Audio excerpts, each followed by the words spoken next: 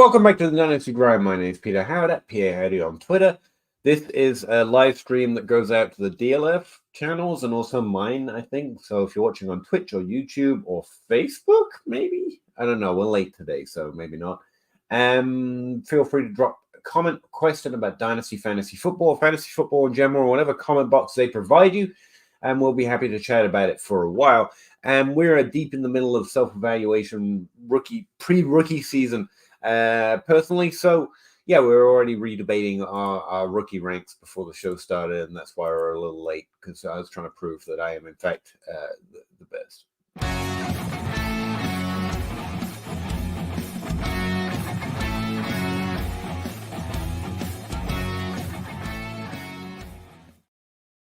Zach, my man, how you doing?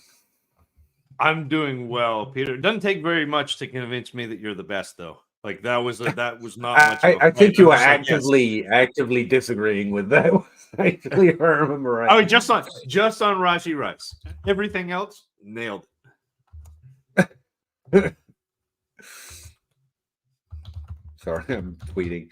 I am tired. My new schedule, whatever it is, runs over some of these shows, so I have to be. I've been up for like way too long, and I need to be up again in just a couple hours. So you get what you get. It's a post-real season. It's just the NFL postseason, which no one cares about, obviously. So it doesn't matter. I'm allowed to be a little lackadaisical. I've missed 2 weeks worth of podcasts. 2 weeks worth of articles, and Google Sheets will no longer accept my complete weekly database. So I'm a little kerfuffle over fantasy football right now. You could tell that you didn't win championships because you shaved off your playoff beard. You're back to. I did, in fact, win a little bit this year. It was pretty cool. I don't count. I know that's a big thing right now. Like, how many did you win? It's like, of all the things I don't spreadsheet, I do not have a history of my leagues. I have a history of my ranks and projections and how all the processes evolve, because that's what I concentrate on. But like, I know this year I won that best ball league. I actually came second in that one that I slid back asswards into the final because I forgot to set my lineup the last 2 weeks. The rest are weird leagues that I'm trying to figure out. I think I'm about dropping them and taking up some more regular Dynasty leagues again. And then 2 active leagues that I'm tanking. So I actually won by coming in last place. Technically, I won tanking. So, that counts. But yeah. This was because I got up to go to work at 5, and I'm not my best at 5. I'm not my best. There's like a 3-minute period in a day where I'm ever at my best, but it's definitely not before noon. And I couldn't find my little shaver thing, and I needed a shave. And I eventually found it in the shower, and I was like, that's weird. I wouldn't put an electrical device in here. And then I went to shave, and I realized all at once that my son's been using my shaver, and he removed the guard.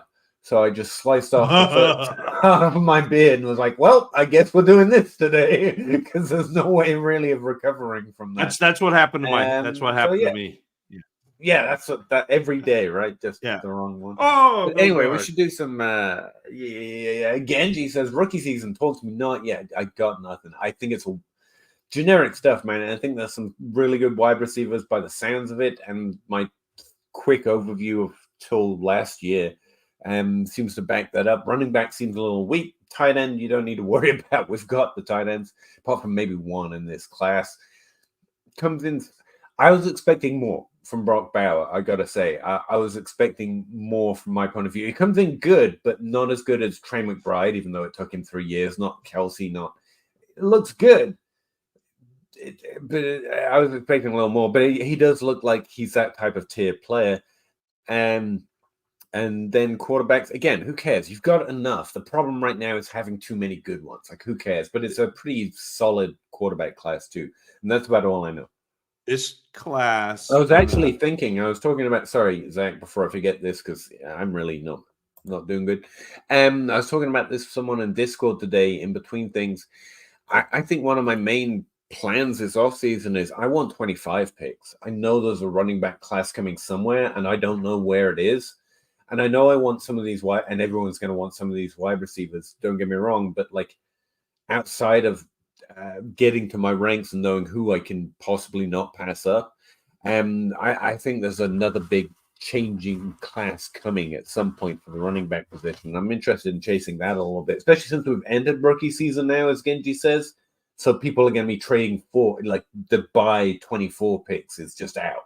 We're already depreciating returns from that angle. So while people get hyped up for 24, I was thinking 25 might be more targetable. But what were you going to correct me on? Because I'm not. No, I'm with you, but I think that this class, the wide receivers, this is 2014-esque. it's as close as we've seen since then. So it's pretty rare that I end up with multiple players in my 4 Peter Howard, like the top tier of my all-time like film grade ranks. There may end up being 5 that make the top 20 since 2017. Like that's where we're at. Like and like Marvin Harrison Jr. is going to like start off being 3rd. All like CeeDee Lamb, Justin Jefferson, Marvin Harrison Jr. Like that's where this class starts off. Pretty good list. Good list. Well, and you've been here. So like 6 months ago when we kind of like were, I hadn't watched the class, but we're talking about the class, and we'll always bring up Marvin Harrison and Emeka Ibuka. Like like Ohio State could potentially have the top 2. Emeka Ibuka, currently I've watched 9 wide receivers. He's 8. And I thought he was the 2. So like that like this class at the top of the wide receiver position is really good. Nice. And then you got 2 maybe 3 quarterbacks and Bowers. Do you know who this is? Yeah, Odunze. It's Chase. It's Chase.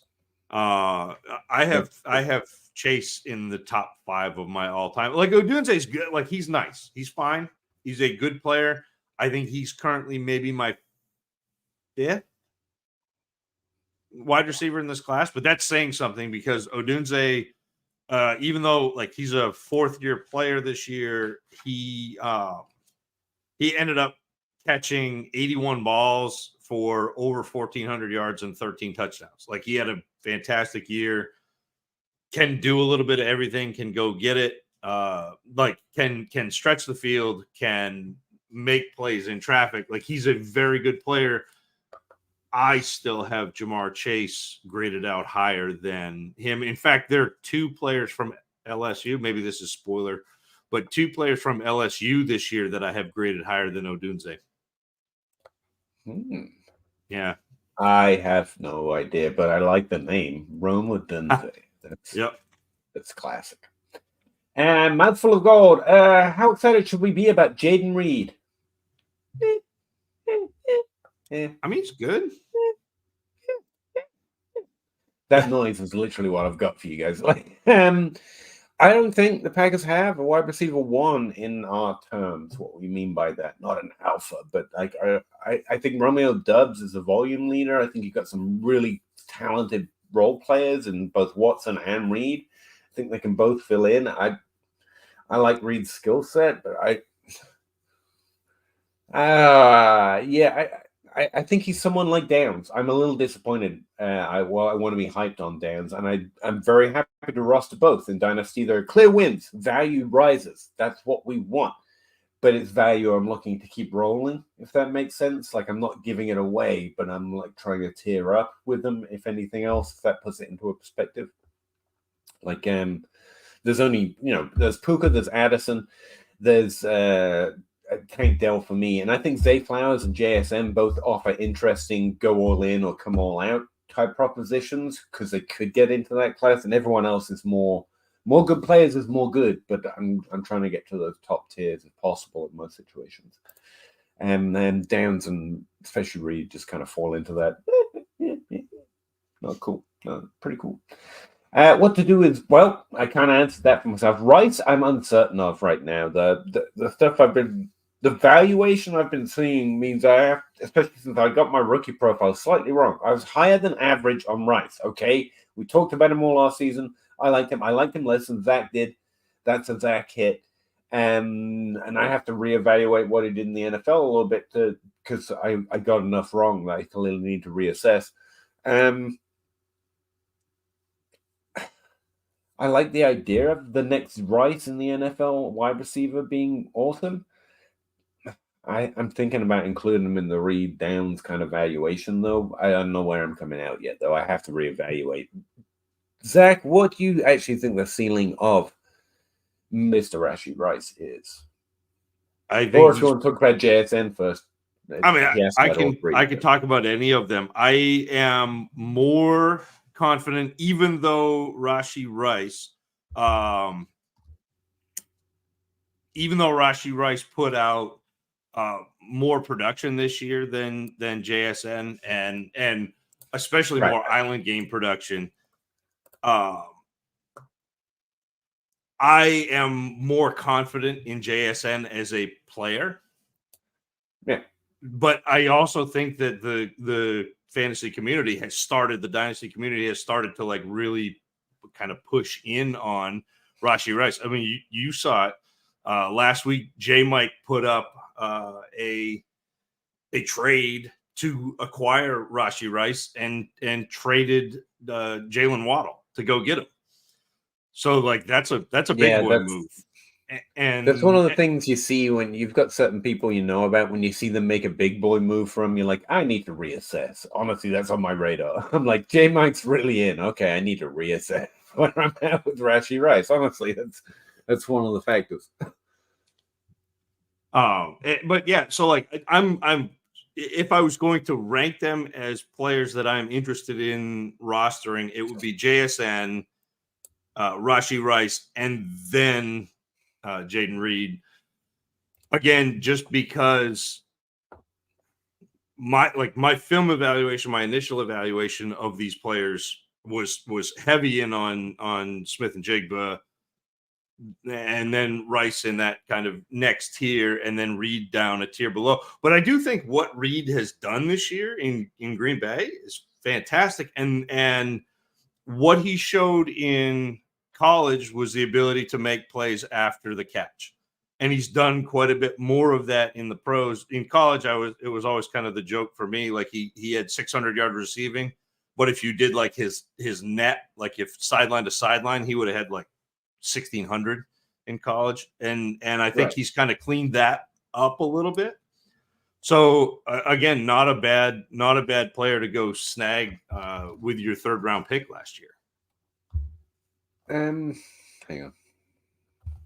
Let me ask you, because the question I thought I'd start with today, it's basically a version of the question everyone's going to be asking over the next few weeks on podcasts, and it's, what are you trying to do in Dynasty right now? This time of year, what's your main thing? And I want something that you can be wrong on. I'm asking you to go out on a little bit of a limb, not a hot take, but is it trade into the top 4 in this year's draft class because the wide receivers are so good? Or is it, and to me, that's why the Rice trade that J Mike made raised my eyebrow a bit. That's J Mike clearly stating, one of my moves this offseason is I am going to get some Rashid Rice. I love that.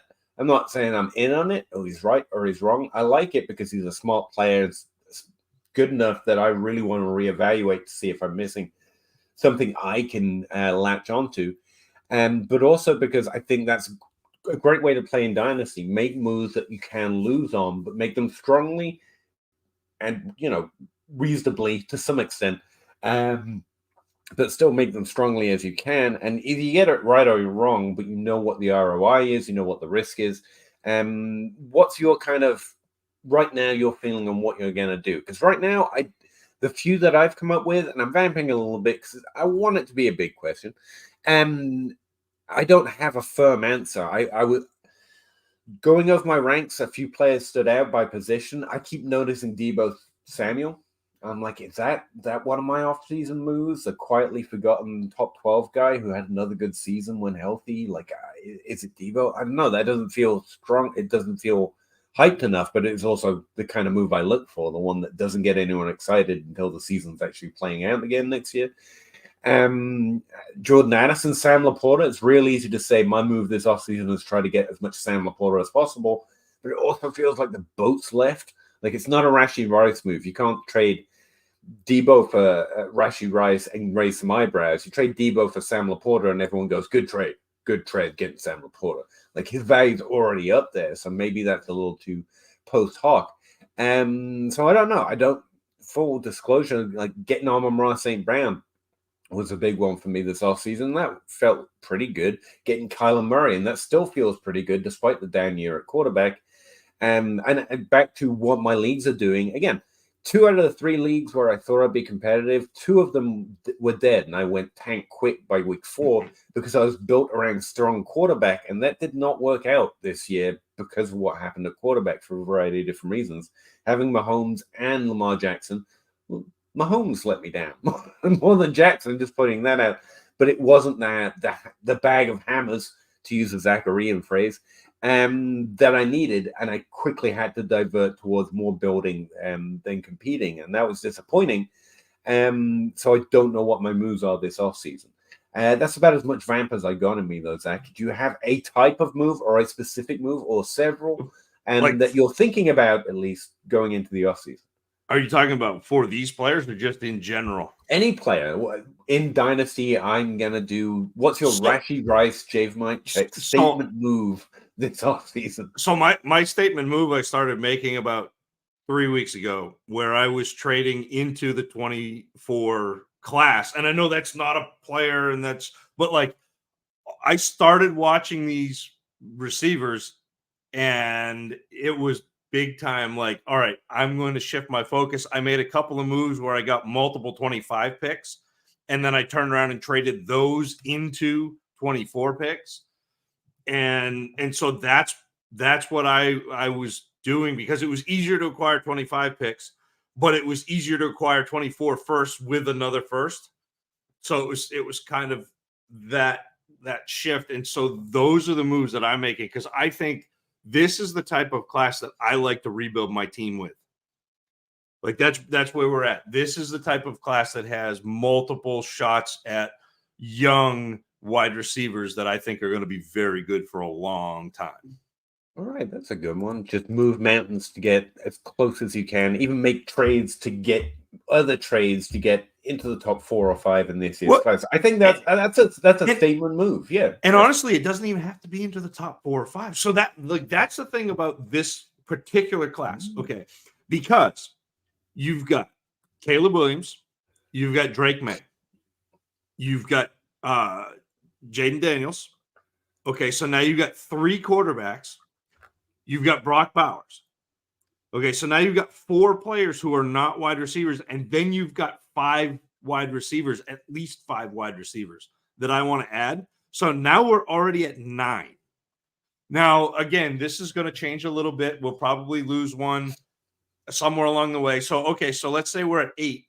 We're probably going to have a running back in there that we want. Maybe not, but this could happen. So if I'm getting into the middle of this class, if I'm getting into, you don't even have to trade into the top 4. You can trade in from 5 to 8 or 9 and still be really happy. It's kind of like what we talked about last year with this class, where you could trade in and be back as far as 11 and still end up with players that you were interested in. At least for me, because you could still end up with the Zay Flowers, the Rashee Rice, the Josh Downs, the Devin Achane, sorry. And so there were players back in that tier. And I think this is a similar group, but a better receiver group. I'm trying to remember. Was it Mike Evans or Odell Beckham that were back-end first-round picks in 2014? Beckham was kind of unsuspecting, because he was the second best receiver on his college team behind Jarvis Landry. People forget that. Would you trade? So here's some scenarios for that kind of statement move. You're a middling team. You're more building than winning.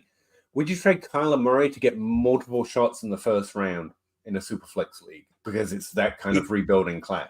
If I'm That's going strong. to trade, if I'm going to trade Kyler, I want to get like a top 3 pick. Like I want to be up in the quarterback range because like again, Kyler's still an elite quarterback. I know that we don't feel like that. And the same thing with Dak Prescott. Like there's the top tier of 3, and then there is this tier of about 7 guys who are all fantastic.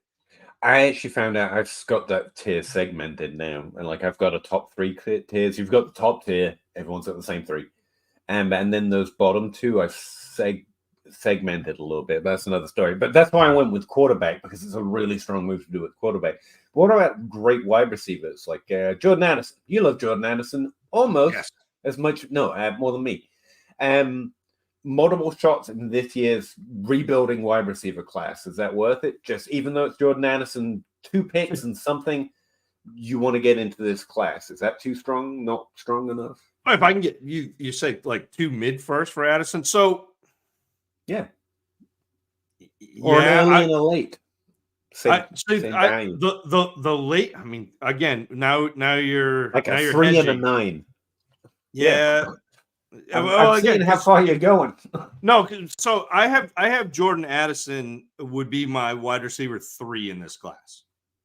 Okay. So again, like you would have to be in the top 5 picks probably. Like if I can, so get if a I top can get 5 a pick and another pick to take another swing of one of those other guys. If I can get into a place where I can end up with Malik Neighbors and then another pick, I'm probably doing that. As much as I love Jordan Addison, because and Jordan Addison was my wide receiver 1 last year.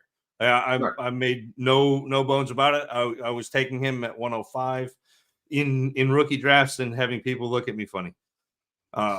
And I probably missed because I missed out on Gibbs a couple times because of that. I also took Gibbs a couple times when I was pushed up into that range, but so. Well, let me go back to this point. How about Downs and Dell and Reed, these players, and Rice, these players who are not Addison, but we have very different outcomes. But the second tier, what about adding a first one of them to get a top 5 pick in this year's draft? Oh yeah.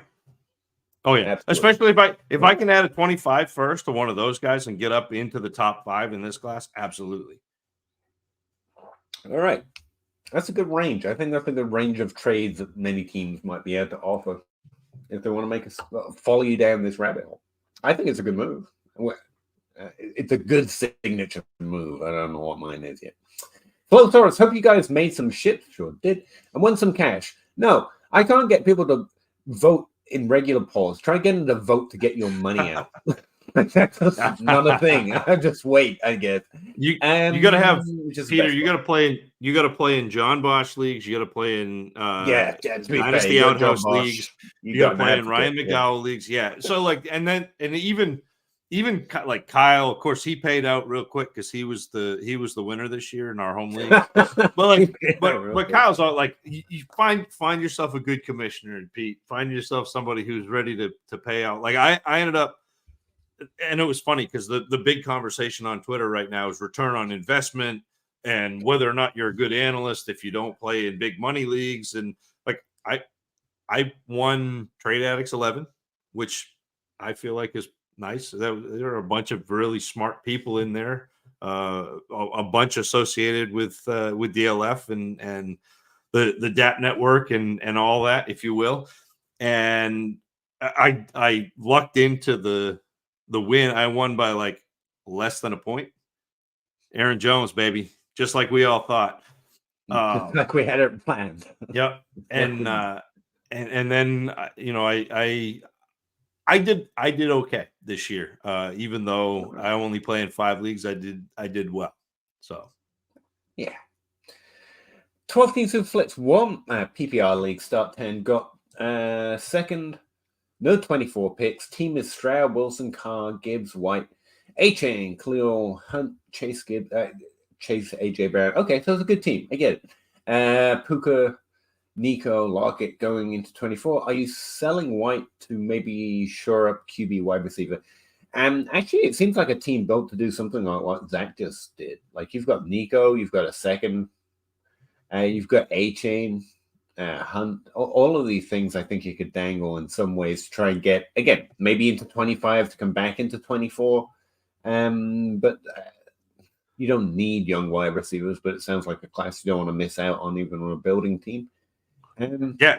And you mentioned like those are the players like White, Achan, Nico Collins are all players who have pretty good hype coming out of this season, are all players that I would not be upset if I used to get into the top end of this class, whether you end up with a quarterback or a wide receiver, like any of those players, I'm interested in doing that. You don't necessarily need to upgrade at quarterback yet. I mean, you got Stroud as your QB1, you got a couple of serviceable QB2s, but if an opportunity presented itself, you could.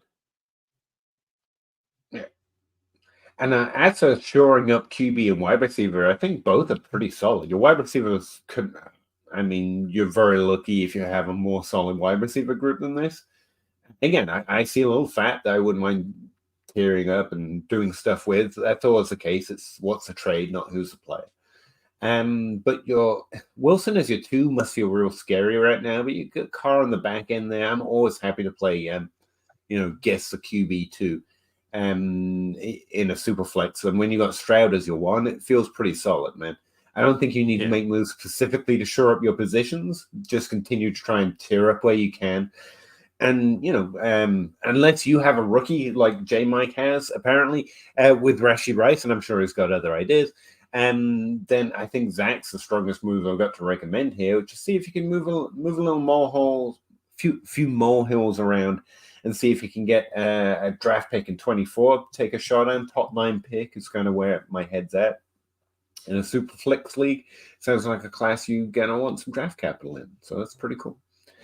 And you got the horses to do it with a team that's already competitive. So that's what I would too long didn't review this team on. And the other thing to Flowosaurus is finishing second is not a time where you're tearing down your team. This is the time. Yeah. This is the time where you tweak, not tear down. So again, tweaky mode. Yeah. I'm least confident when I get to that. Like I got a dominant team, it's doing pretty well. It should be, and I'm like, I don't know what to do anymore. When you got a clear direction, you're just hammering that. I have no idea what to do anymore. No. That's almost the worst. I have other players. Yeah, we get it. Yeah. Yep. No, that's fine. Hey, Henry. Shane says hello. Also, since season is over, Puka is him. I'm really interested to see where the Puka value comes out. Let's just say. I don't particularly want to be all in on Puka, but if the values don't come up a little bit, I think I'm actually high. I've got him like 7th overall, which feels high. The wide receiver position, 7th overall. Last time I checked the ranks, not ADP, so ranks should be a little bit more updated. He was coming in as wide receiver 12. I know a healthy Cooper Kupp year if Stafford stays on could really change some things there. But I mean, we saw Puka do pretty well with if Downs, Addison, or anyone else had done what Puka was saying, like that would be my signature move this offseason. Yeah, it's just where I'm a little hesitant because I got him wrong once. So again, reevaluation mode. But to be fair. No. How crazy is that though? That 2 party hat guys this week. How crazy is it that there is meat on the bone though with Puka?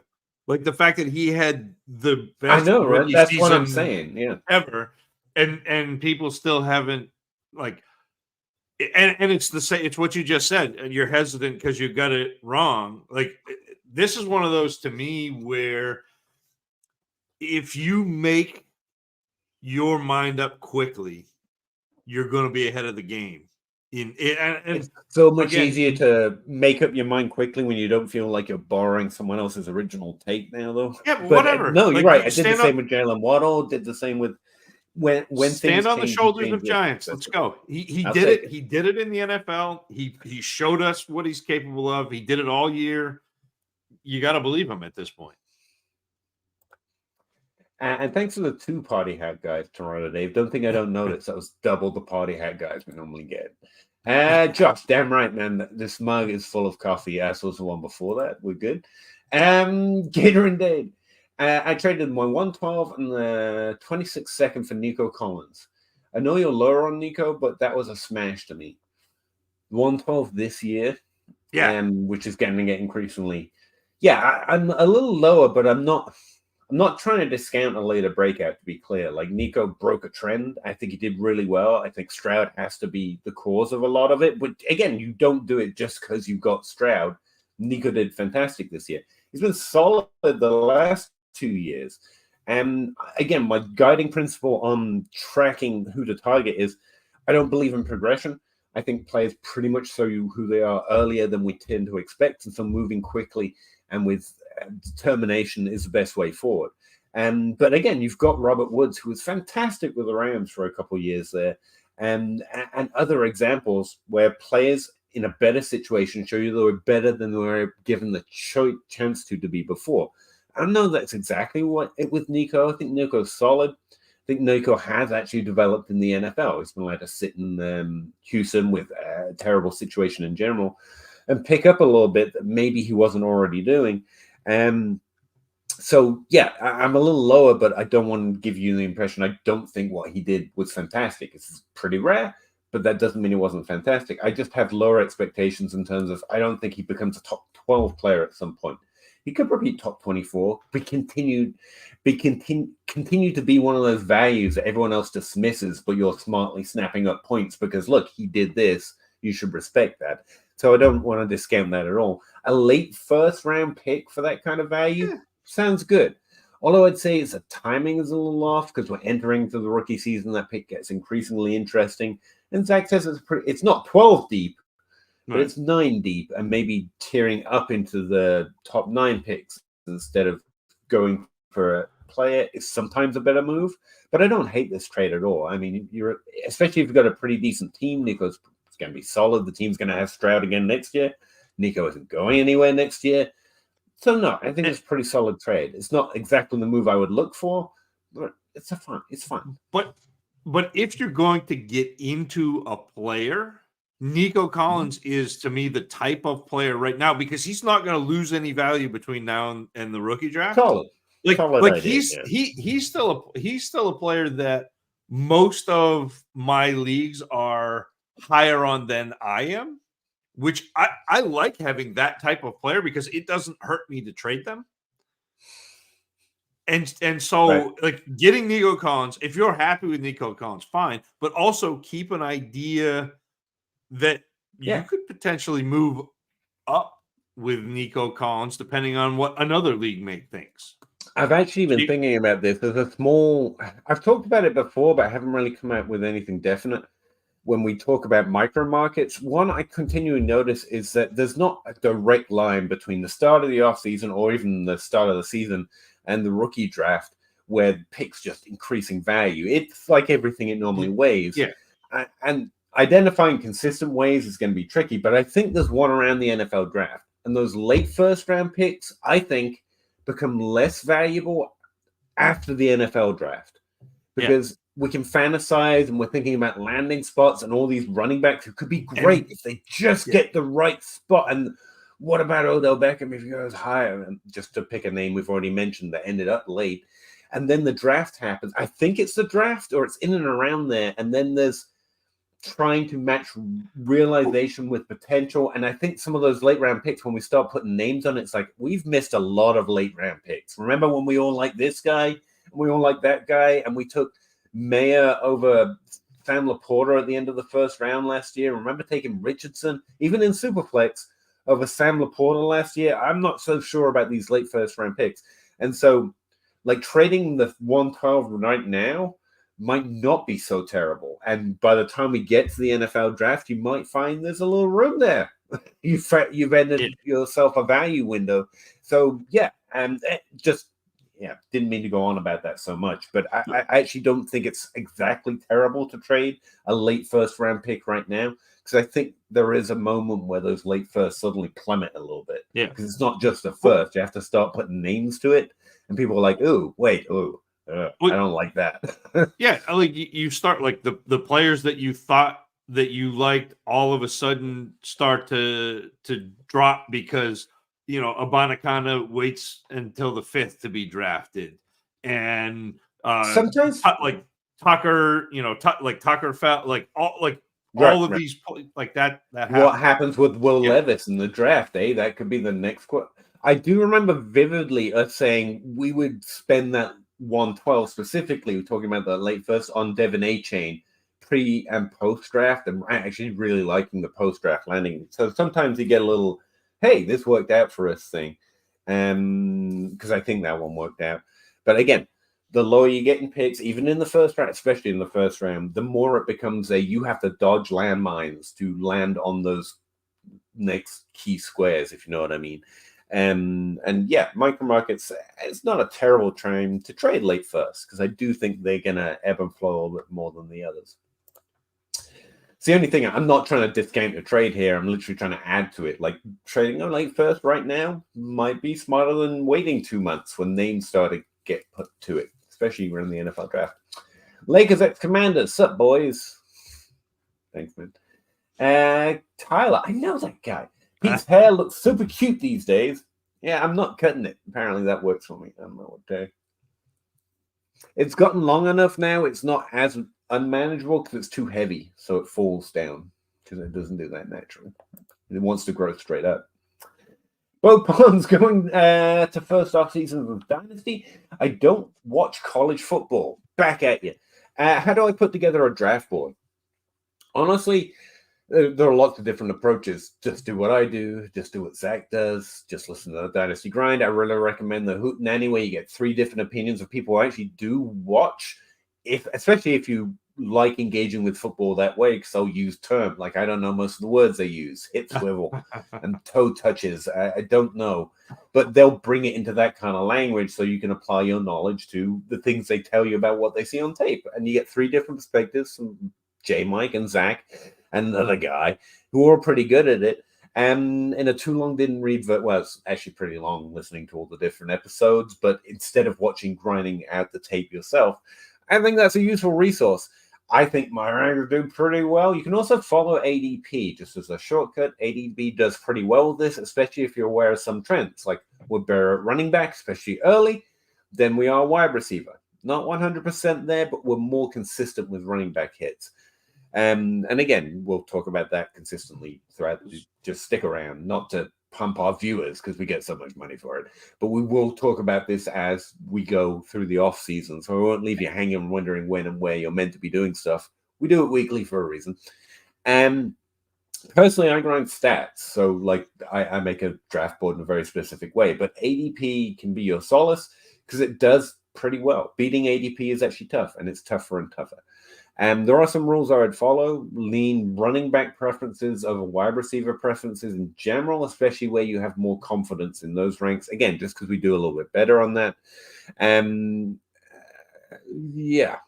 I think that's where I'm going to leave it for now. I got some other trends and stuff that I put out, but I can't remember off the top of my head. Well, and so Bo, like, that's the other thing. The deeper you go into a draft, the more you lean away from wide receiver as well. Like increasingly run away from the position. You do want to make exceptions if there's a strong faller. Like that's a mistake I made with Puka this year. He's falling into the 3rd or 4th round of my drafts. I don't like the profile, but there are so many people who liked him so much more than I did, who actually do the work and have strong opinions, that I should have been like, that's a Tyreek Hill moment. It's not my type of guy. But you just bet on this other person who does the work and has a different opinion, and you just take him there. I got Tyreek Hill a lot doing that in his year because he was all athleticism, and that's not my thing. But I knew people who like profiling wide receivers from type and using athleticism. By the time you got to the 4th round, I was just taking him because who else are you taking? Normally a player that you cut by week 3, even in a rookie draft. And I just miss that this year because I've become so much this guy, not my guy kind of player, and I should stop doing that with rookie drafts, especially late. So yeah, running backs and tight ends are much more likely, and quarterbacks are much more likely to provide you some value. But wide receivers are the shooting stars where you occasionally catch a Puka.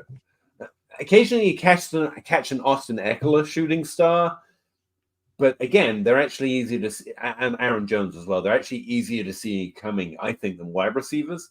So yeah, take those shots on wide receivers, especially if there's a strong opinion out there and you just want to respect that opinion.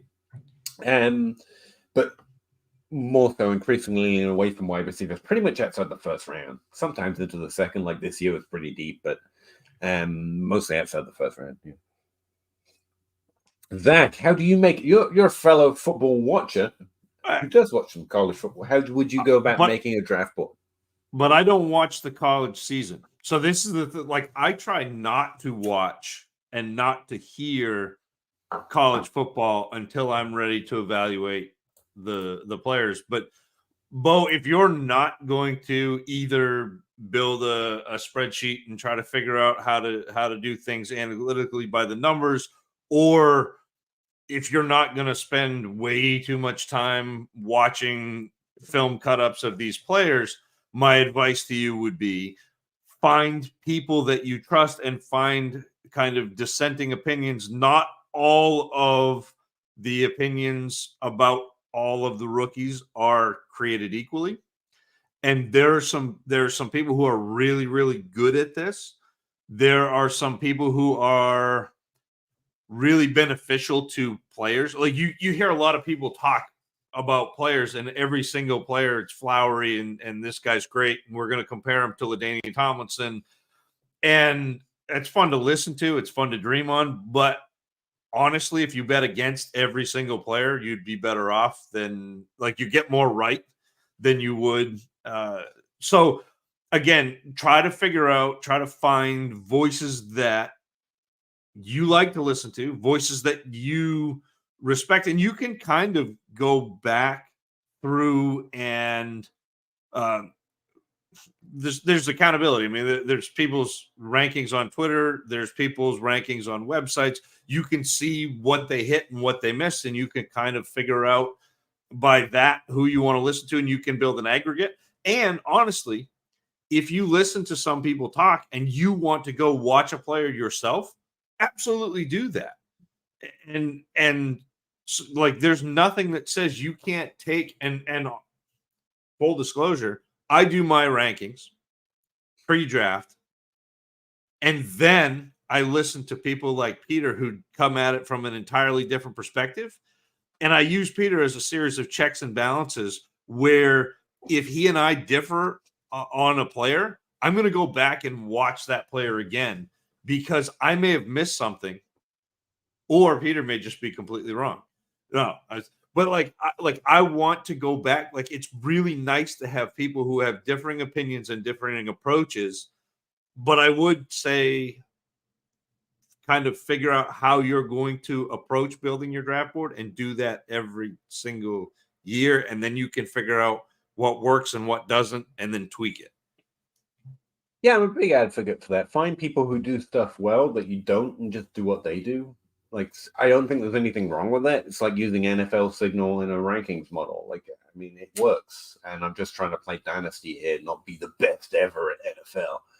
And I got some things which at this point, like if I worked really hard day and night for a couple of years, I think I could be as good, if not better, than Travis Mayer in rookie quarterback evaluation. But I'm not gonna. So I pretty much default to Travis May on quarterback rankings from rookies. Like, why would I? When it comes to trades or trying to understand them, or if it's a good or a bad value, I'll argue with Russ, but I'll pretty much just agree with what he said at the end of the day. And same with game theory. Like, I think I'm pretty good at game theory. But if I hear John Bosch and Bob Gilchrist on their trade podcast, what's that called? Wall Street, Dynasty, Wall Street. Thank you. Differ, then I'll be like, they've got this better than me. There are various assets to my Dynasty. It's another thing I don't entirely agree with the ROI. Like, you can find someone who's exceptionally good at something, but doesn't put it all together exactly well. And that doesn't, anyway. So, yeah, find people who have certain skills that complement yours and take theirs. You can try and get better using them as well. That's part of what content is meant to help you do. In my opinion, that's what it should do. But it's perfectly fine to find someone. I would say start off with your own opinion somehow. And if you don't, that's why I said ADP. Start with ADP and then start listening to some voices. That's a good one. Jay might check. Travis may definitely check him out. I mean, there are millions of us at this point, so you probably have names of yourself. If you're looking for a recommendation, not that you have to trust it, but someone to check out first, hit up anyone that you respect in any other area, because I guarantee you, everyone's doing this. If you like anyone from Addison here on DLF running the mega empire that is a YouTube channel, or Russ Fisher running that network, ask him who he listens to on X. And they'll give you names. Like I always check out J Mind Check. I always check out Travis, whoever it might be. And then you go see what you think of their evaluation and build it out by listening to multiple voices and coming to your own conclusion based on what you think of their advice. Like it's perfectly possible. I remember Jeff, founding member at DLF, wrote an article, I think it was 2 years ago now, it said how to be good at fantasy football without doing any work. And it was basically this. You just wait. You wait till the rookie draft is upon us, and then you read the latest content from your favorite source on that, and then you follow what they do. That's it. Check out, if anything else, check out Football Guys. That's not even a brand thing. But you've got Adam Hardstead out there putting out consistent, tracked history of work so that you can see his results. He tracks his results better than anyone, and that's me saying that. And I'm incredibly obsessed with the idea.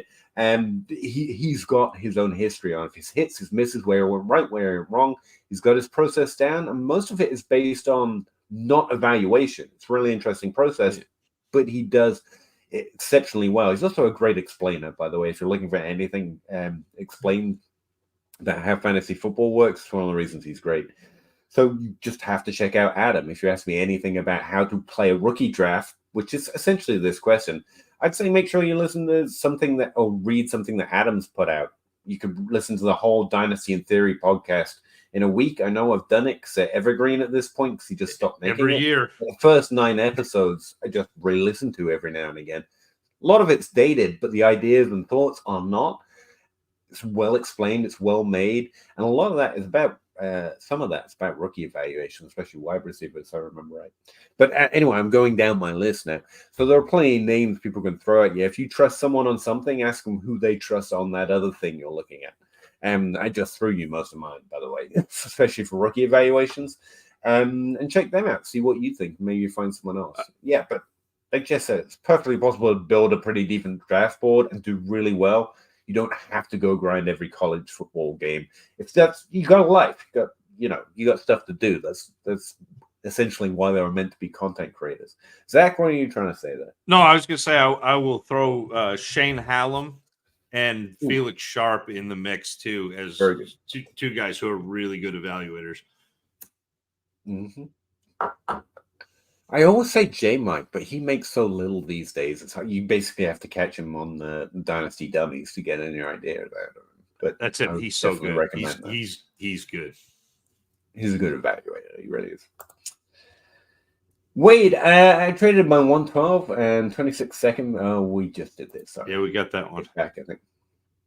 103 in London for CMC and 203. The 103 for the one. Is this two separate questions? Sorry. First one, the 103 in London for CMC and the 203. I like getting CMC, but it's very much a what does your team look like situation, because the 103 is a premium thing in any draft class. Yeah. I don't know if it's Superflex, by the way, which does up that premium, but doesn't have to be 103 even in non-Superflex. I mean, if it's Superflex, that's a much better deal for the London side, because if it's not Superflex, you're beyond Harrison and Neighbors, so now you're into like that because to me it's Marvin Harrison, it's Malik Neighbors, who is not as far below Harrison as what you might think. Like he's still a tier below, but if there is a player in this draft class that I am confident will be a very good NFL player, it's Malik Neighbors. Mm-hmm. Like Marvin Harrison has the like crazy elite ceiling and is like, but there's an easier window for me to see him falling flat than Neighbors. So like 103 in a non-superflex in a standard league, it's okay. Like it's good. Like I still want to be up there, but like CMC's a horse again for another year. Like this is a great rebuilding trade if you're getting. I was gonna 103 say in like London. this. If it's a super flex, I think I'll lean the 103, just because generically, sure, there's at least a quarterback or one of those wide receivers. I don't know as much about the class as Zach does, but I'm just taking a little on faith there. The 103 in most draft classes would be fine. And the 203 in both of these situations, by the way, is just an add-on. Like it's a sweetener for CMC, which is weird, but it's of so little value compared to everything else. It's almost have no value. Because the 203 for London is like a stupid win. So if the 103 is in a super flex, 103 in London for CMC, clear win. If you're building in a non-super flex, I still, like Zach was saying, I still think it's a pretty solid trade. But if you have a decent or above average team, I think I stick the CMC side in most situations. Like that's a range of outcomes where I'd keep CMC. In a non-super flex, the early second. In a non-super flex league, CMC is basically a second quarterback. Yeah, like that's a good way of thinking of it. Yeah. Okay, next 103 for the 108 and a 25 second. Yeah, 103 all day. Like and the 203. I don't care. I have 2 seconds to move that far up. Sure. And this might be where people aren't quite remembering the difference in the top. Most draft classes is top 3. Last draft class top 5. This draft class, going to Zach, could be top 5 again. It's a different kind of tier. Yeah. You've got the 75% hit rate up there, and after that, it drops off to 25% pretty quick. Like it's a different level of thing in most draft, generically, you know. Henry Chase, yeah, definitely. Matt Finch, Harrison Jr. is going to be a great Chicago Bear. That's my college roommate, Finch. Hey, Matt. Shout out. What's he really like now? MCD BTJ above a done. I still don't know these names. It's a hot take. Apparently. I mean, it is what it is. I don't know. It's not like a super. I stand by it. Yeah. It's not like I'm saying he's in a tier above. I just had him graded out. Higher.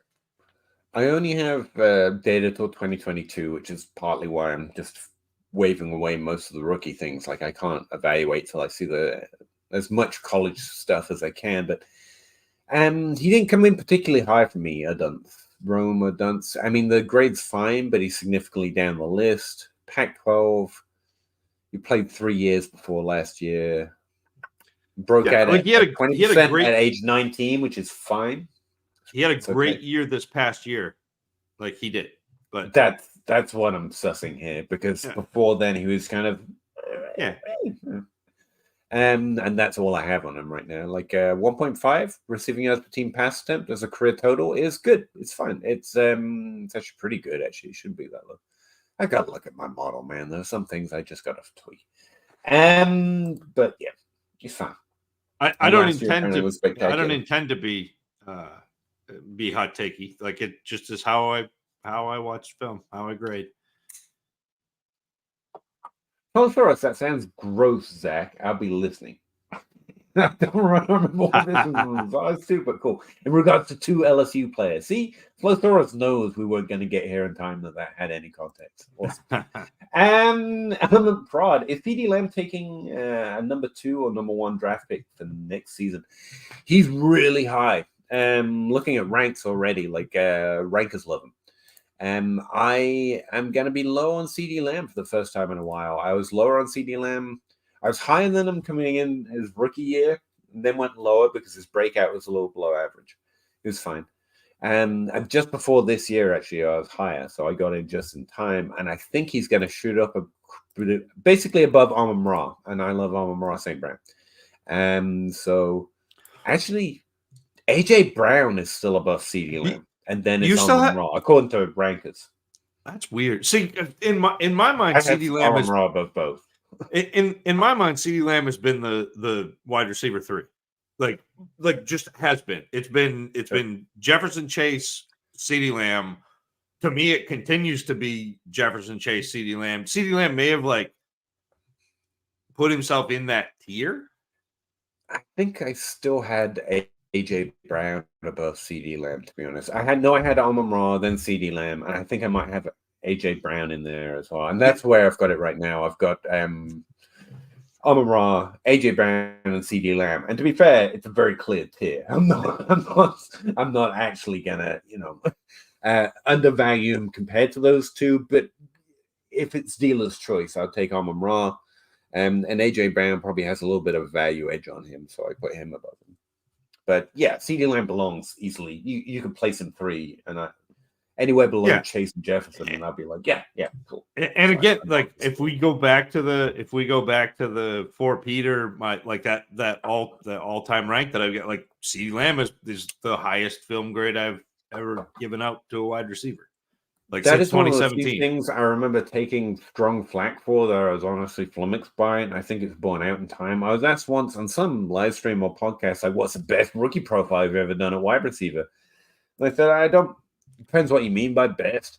I didn't have like you do an elite list of my best ever. But I said that was because of you. The one that was easy, I know, the one that was easiest that I thought was clearest, no questions. This guy, CeeDee Lamb. It was just picture perfect. Outside of Calvin Johnson, that was picture perfect. Or Demaryius Thomas, which is just freaking ridiculous because he was playing basically with high school children, just dominating them in a way no one should be able to, or should be illegal. Outside of those kind of historical examples, it was CeeDee Lamb. It was just picture perfect. Yeah. And they were like, CeeDee Lamb? I remember him being outraged by it. I was like, I'll tell you. I mean, I know Jefferson was better so far from that draft class even, but like profile-wise, it was just no question. Yep.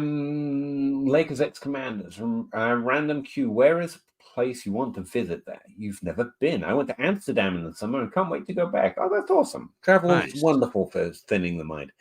Billy Connolly joke.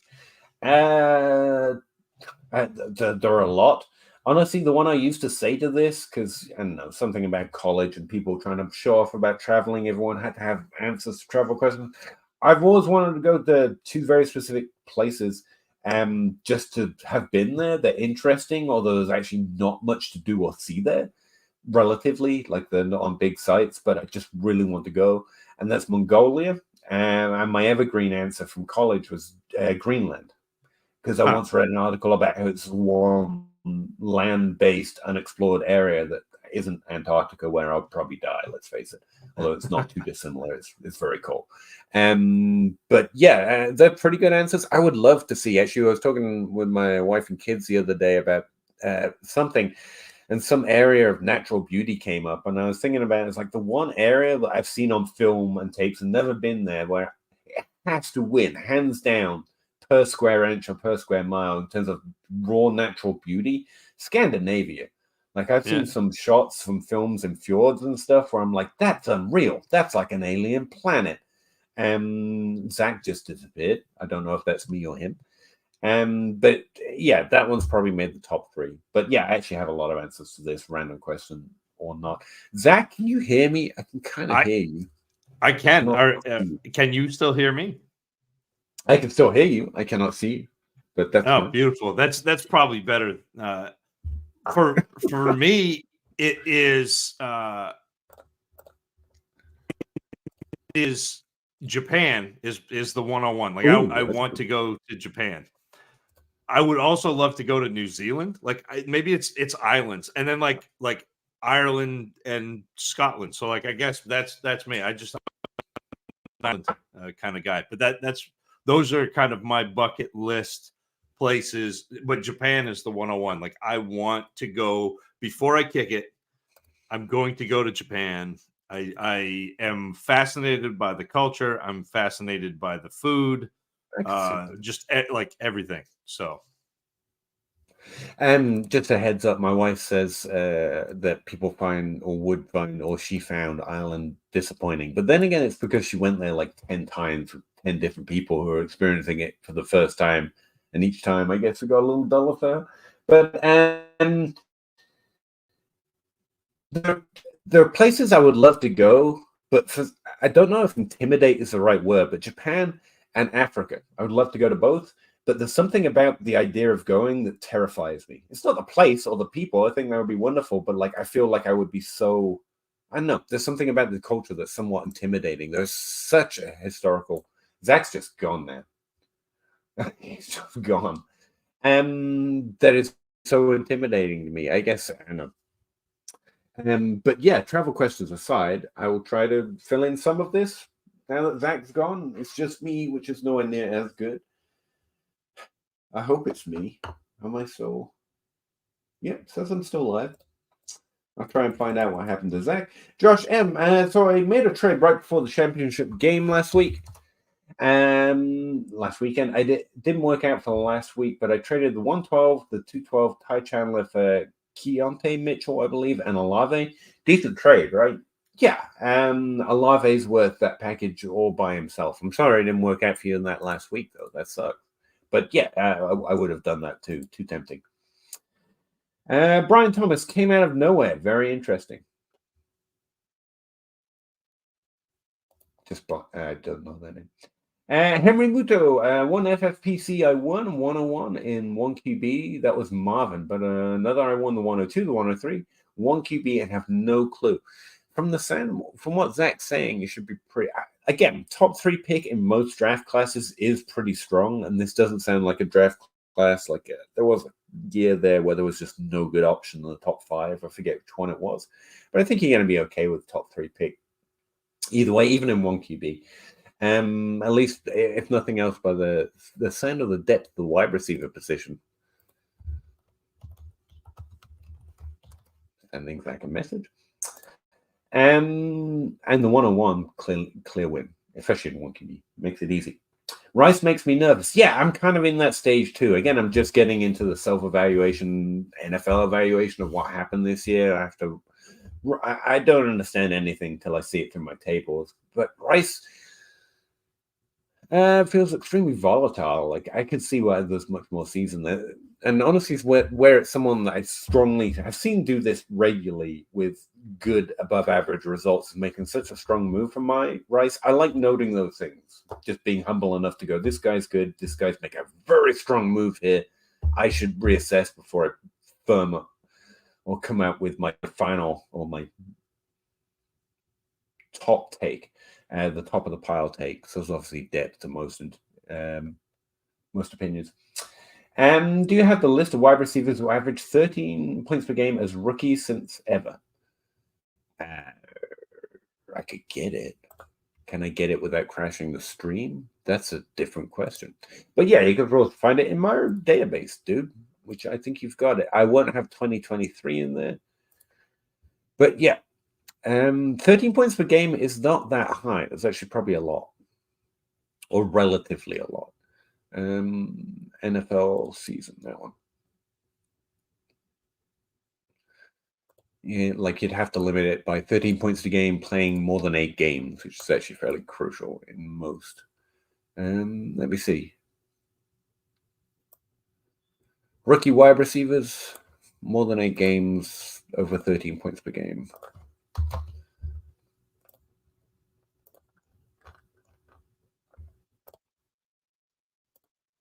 Give me the position. Rookie year. Points per game.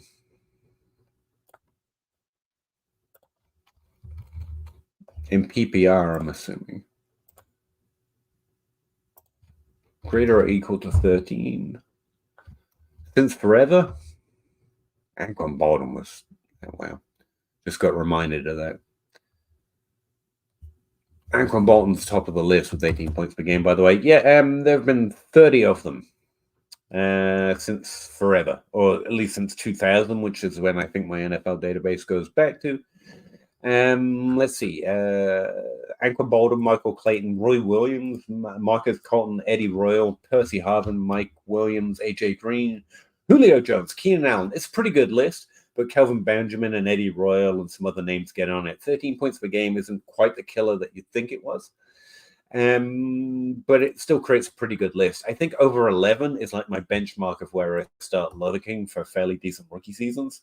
So over 13 is solid. Recent years, Chris Olave did it, Jalen Waddle did it, Jamar Chase, Amon-Ra St. Brown, Justin Jefferson. Year before that, or the same year actually, in 2020, was Chase Claypool. Before that, same year, 2020, CeeDee Lamb, Brandon Ayuk were both in 2020. Terry McLaurin and AJ Brown did it in 2019. 2018, it was just Calvin Ridley. 2017, it was just Juju Smith-Schuster. 2016, it was both Michael Thomas and Tyreek Hill. 2015, Amari Cooper. 2014, obviously, was a bit thicker. Actually, only 5 made it that year, over 13 points per game. One of them was Marvin Harris. Martavius Bryant, sorry. Looks like Zach's trying to come back. This was Odell, Mike Evans, Kelvin Benjamin, and Brandon Cooks. Anyone thinking that's not quite the class I remember, that's because not all the class that you remember actually got over 30 points per game. There's, some nasty things that cut off like that does. Hey, Zach, is that enough? 2013, it was Keenan Allen. Julio Jones was in 2011, as well as AJ Green. But yeah, there have been 30 since forever. If we limit it to both having played 8 games and getting over 13 points per game. We're talking about Rashee Rice, I'm pretty sure. Scowling it. Where'd you go? I don't know. My computer podcast to do or something? Okay. No, my computer just fritzed all of a sudden, and I had to hard restart. But we're good now.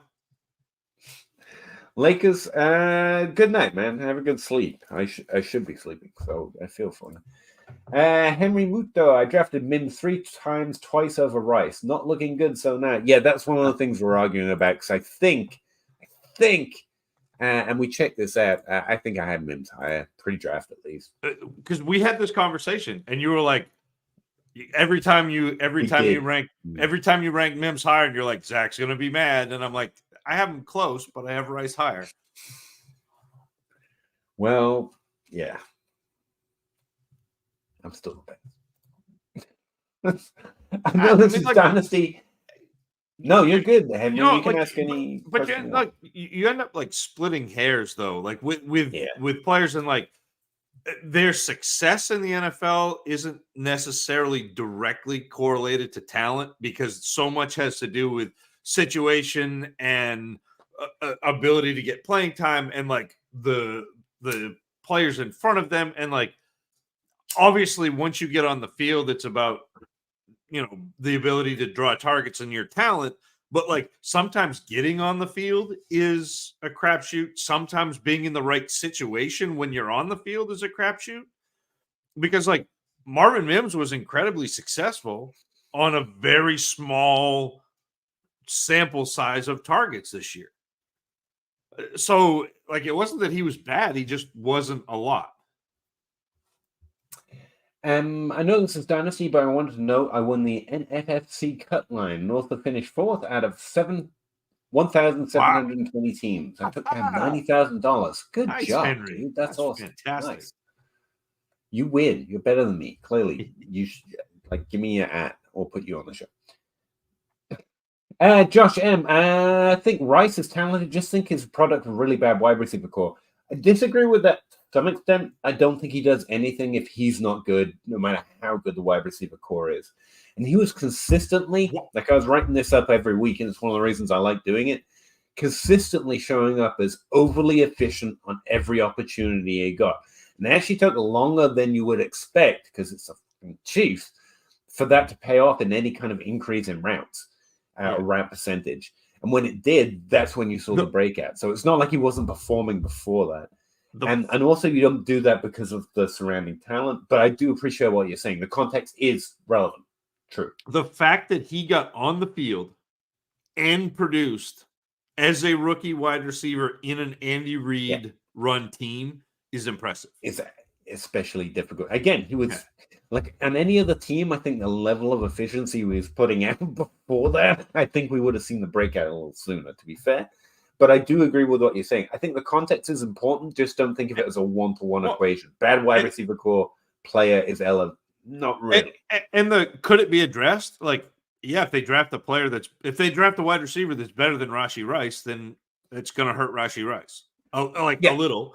But by the same token, a better offense lifts it. Like that's so it's not an equal balance. It's relevant to take it into context, but don't think it as shit from both type of equation. I think that's where people go wrong. I think that's where I have often gone wrong with that kind of thinking. Like it's real, but it's not.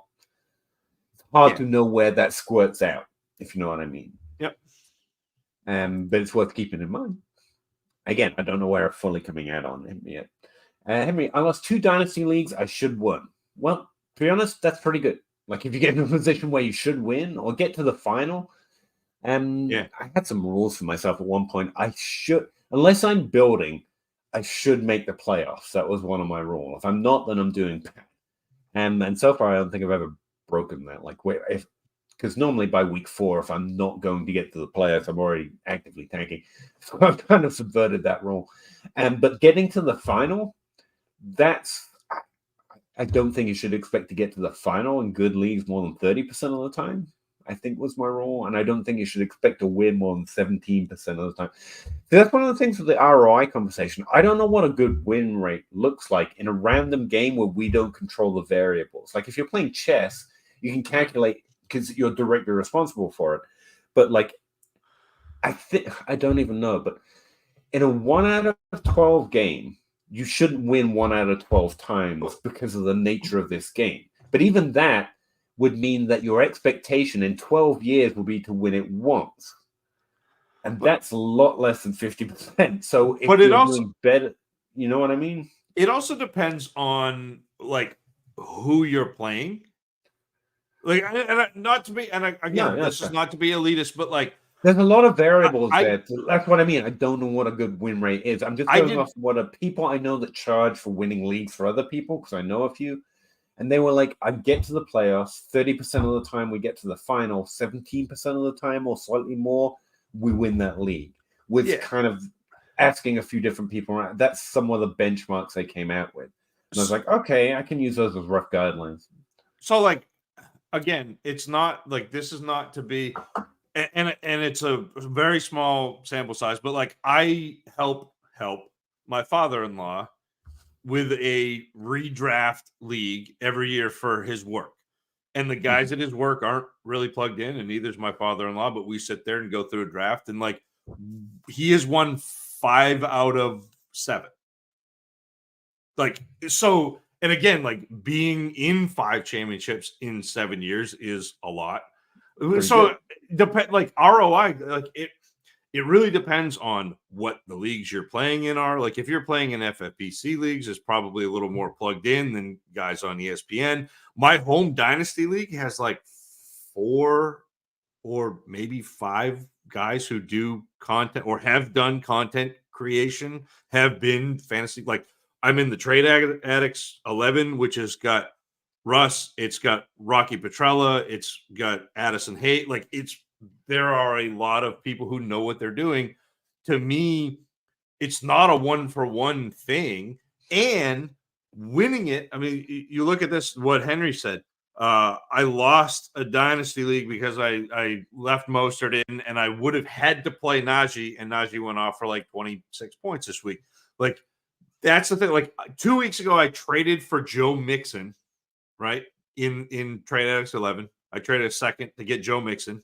He was terrible in the semis, and then in the finals he scored 18 points, and I won by less than a point. So like that trade, which I'm not going to take credit for that being brilliant because it's not. I didn't know he was going to score 18 points, but it was just like, man, maybe I can upgrade a little bit. I'll throw a second at Joe Mixon. I think I can recoup a second later on if I need to. And here we are. Like I ended up winning because of that. Like, is that because I am a tremendous fantasy football analyst? No. Like it just kind of shook out that Joe Mixon had 18 points. what you're playing. Like 14 teams to 12 teams creates somewhat of difference. Superflex and non-superflex. Like I'm in 5 leagues that I take relatively seriously, not including Sleeper. Sorry, patrons. Anyone that makes me play on Sleeper, you gotta know I'm not taking it seriously. And I do it, although I'm trying to pay attention. But 2 of them are John Bosch leagues, and if you're in them, you know what I mean by that. I have no expectation of winning or placing, and I don't track the stuff because I'm in them because I like the people and they sound fun and interesting. But one of them's a straight out contract league, which I do not create content on, and I do not understand how to play. Like I just don't understand it. And one of them's a league. It would take me too long to explain exactly how it works, but it's a multi-copy league essentially, and it's just 90% of the stuff we talk about here, talking about Dynasty, doesn't really bear relevance to them. So do they count? Do they not count? Does my Trade Addicts League that I specifically tanked for the first 2 years and has got the reputation throughout the Trade Addicts leagues of being an under trading league count or not count? And then you go to sample size. Like I don't know what good winning weights look like. Like it's not that it's not relevant, but like I don't know. We should all play in one big league. That'd be the only way to really, or somehow one big multi-cup. We need John Bosch to come up with something. But by the same token, though, I don't necessarily think return on investment is a great measure of. But I agree with accountability. Transparency is important, and you should track how you're doing. And and that's the other thing I said about it. It's like, I don't offer, I'm going to make you win your league because I win all my leagues. If I'm saying that, then I should be able to prove it. That's, I believe, I say I do research. Here's all my data. Prove me wrong so that I know I'm wrong if I'm wrong. But this is what I've come up with. Like, that's what I do. And trends of breakouts, I guess, is a big thing for me. But, like, I don't know. It just seems, I don't like the policing. Like, it feels like, I don't like barriers to entry. Unless you can show this and no one should listen to you. It's like, no one should feel intimidating in getting involved in the conversation. How do you think we all started? Because you've been here 5 years before anyone asked. You got to get comfortable and build up a winning record. Right. And you get grandfathered in. No, let anyone in. Let them talk. If you don't like what they have to say or you don't like their transparency or lack of it, of their results, fine. You can stop. We all curate our own damn timeline, you know? No one should be made to feel awkward for trying to take part in the conversation. And that I think that for me is one of the biggest things is like gatekeeping this. Like I don't want like the more people and the more ideas and like the bigger this community is, the better this community is, the better it all is. So like I understand wanting transparency. I understand wanting absolutely. It's perfectly fair. I understand I understand the heart of it, and it's not evil. I just I don't even disagree with them. Like, like if you're saying I win, I'll help you win. You should be able to show that, you know. And that all boils down to Henry. You're doing fantastic. As far as I remember, this is your first Dynasty League. You're already in 2 finals, and you feel like you should have won turn. Honestly, by the time you get to the playoffs, it's almost a random variable result. And so if you're getting to the final, it almost counts as a win for me. Again, getting to the final is a less than 20% bet, I would bet. Flosaurus, with a name like that, I figured to be up to 1 a.m. Eastern. Henry? I'm leaving that one. Nicholas Bruner, do we believe in Kyron? That's one of the names. When I was asking for Zach's signature move, I think Kyron's going to be some people's signature move this offseason. Like, he's in the top 12 in RB ranks. I want to love that. I've got him slightly outside it right now just because the way I explained it in my Patreon update was I have a fear that there's always another running back. I believed in Kyron as a rookie. It's taken a little long for him to find his opportunity, but I think it was real what he did. And I don't think the Rams have a high turnover of running back, to be honest. I don't think they care that much. So his volume should keep up. This is a weak class, so there's less likely to be great competition for him. But there's always another running back. And it's what I was saying about Devin A-Chain and David Johnson. Like, I can fully believe in the player, and it's still is a little rocky. And And the position is weak enough right now. I want to really limit myself. It's CMC, it's Brees Hall, it's Bijan Robinson, or this stuff at value, sure. But those are the ones that I'm really like, yeah, I'll go get those. But everyone else is, I play hesitantly. Zach? But the Rams are notorious for drafting like the second or third round running back and cycling through like that's kind of the Kyron Williams thing. Yeah, but that's what they've done. I mean, before like that. That's what they've done in the last 4 drafts. So yeah. So yes and no, but he's still in the. It's about the value thing for me. He's good. He's relatively young. He had a good college profile in what the NFL draft says. And he's going to be in the top 12 of Dynasty ranks the next time you check, if he's not already, depending on where you like to check him. He's already there in DLF, like much stronger than mine. So, yeah, there's definitely a window there. I love underdrafted players getting to do stuff like that. So, let's Austin Eckler this thing. It's possible, yeah. I imagine they do. Tank Dell season. Yeah, baby. We just had it, but Toronto Dave season. Every season is Toronto Dave season. These are the comments I am personally here. I'm thinking about trading away Kenneth Walker, but he might be in the build different tier, which is giving me hesitation. Depends what for, but he's strongly in that. He's a running back. I will trade him for the value rather than have the running back outside of the 3 that I mentioned. On winning teams. So yeah, I would fish, especially right now. If you can get a 24 first plus value, yeah. So what he is built different personally as a player. Like I think he's a distinctly different type of player than most. Yeah.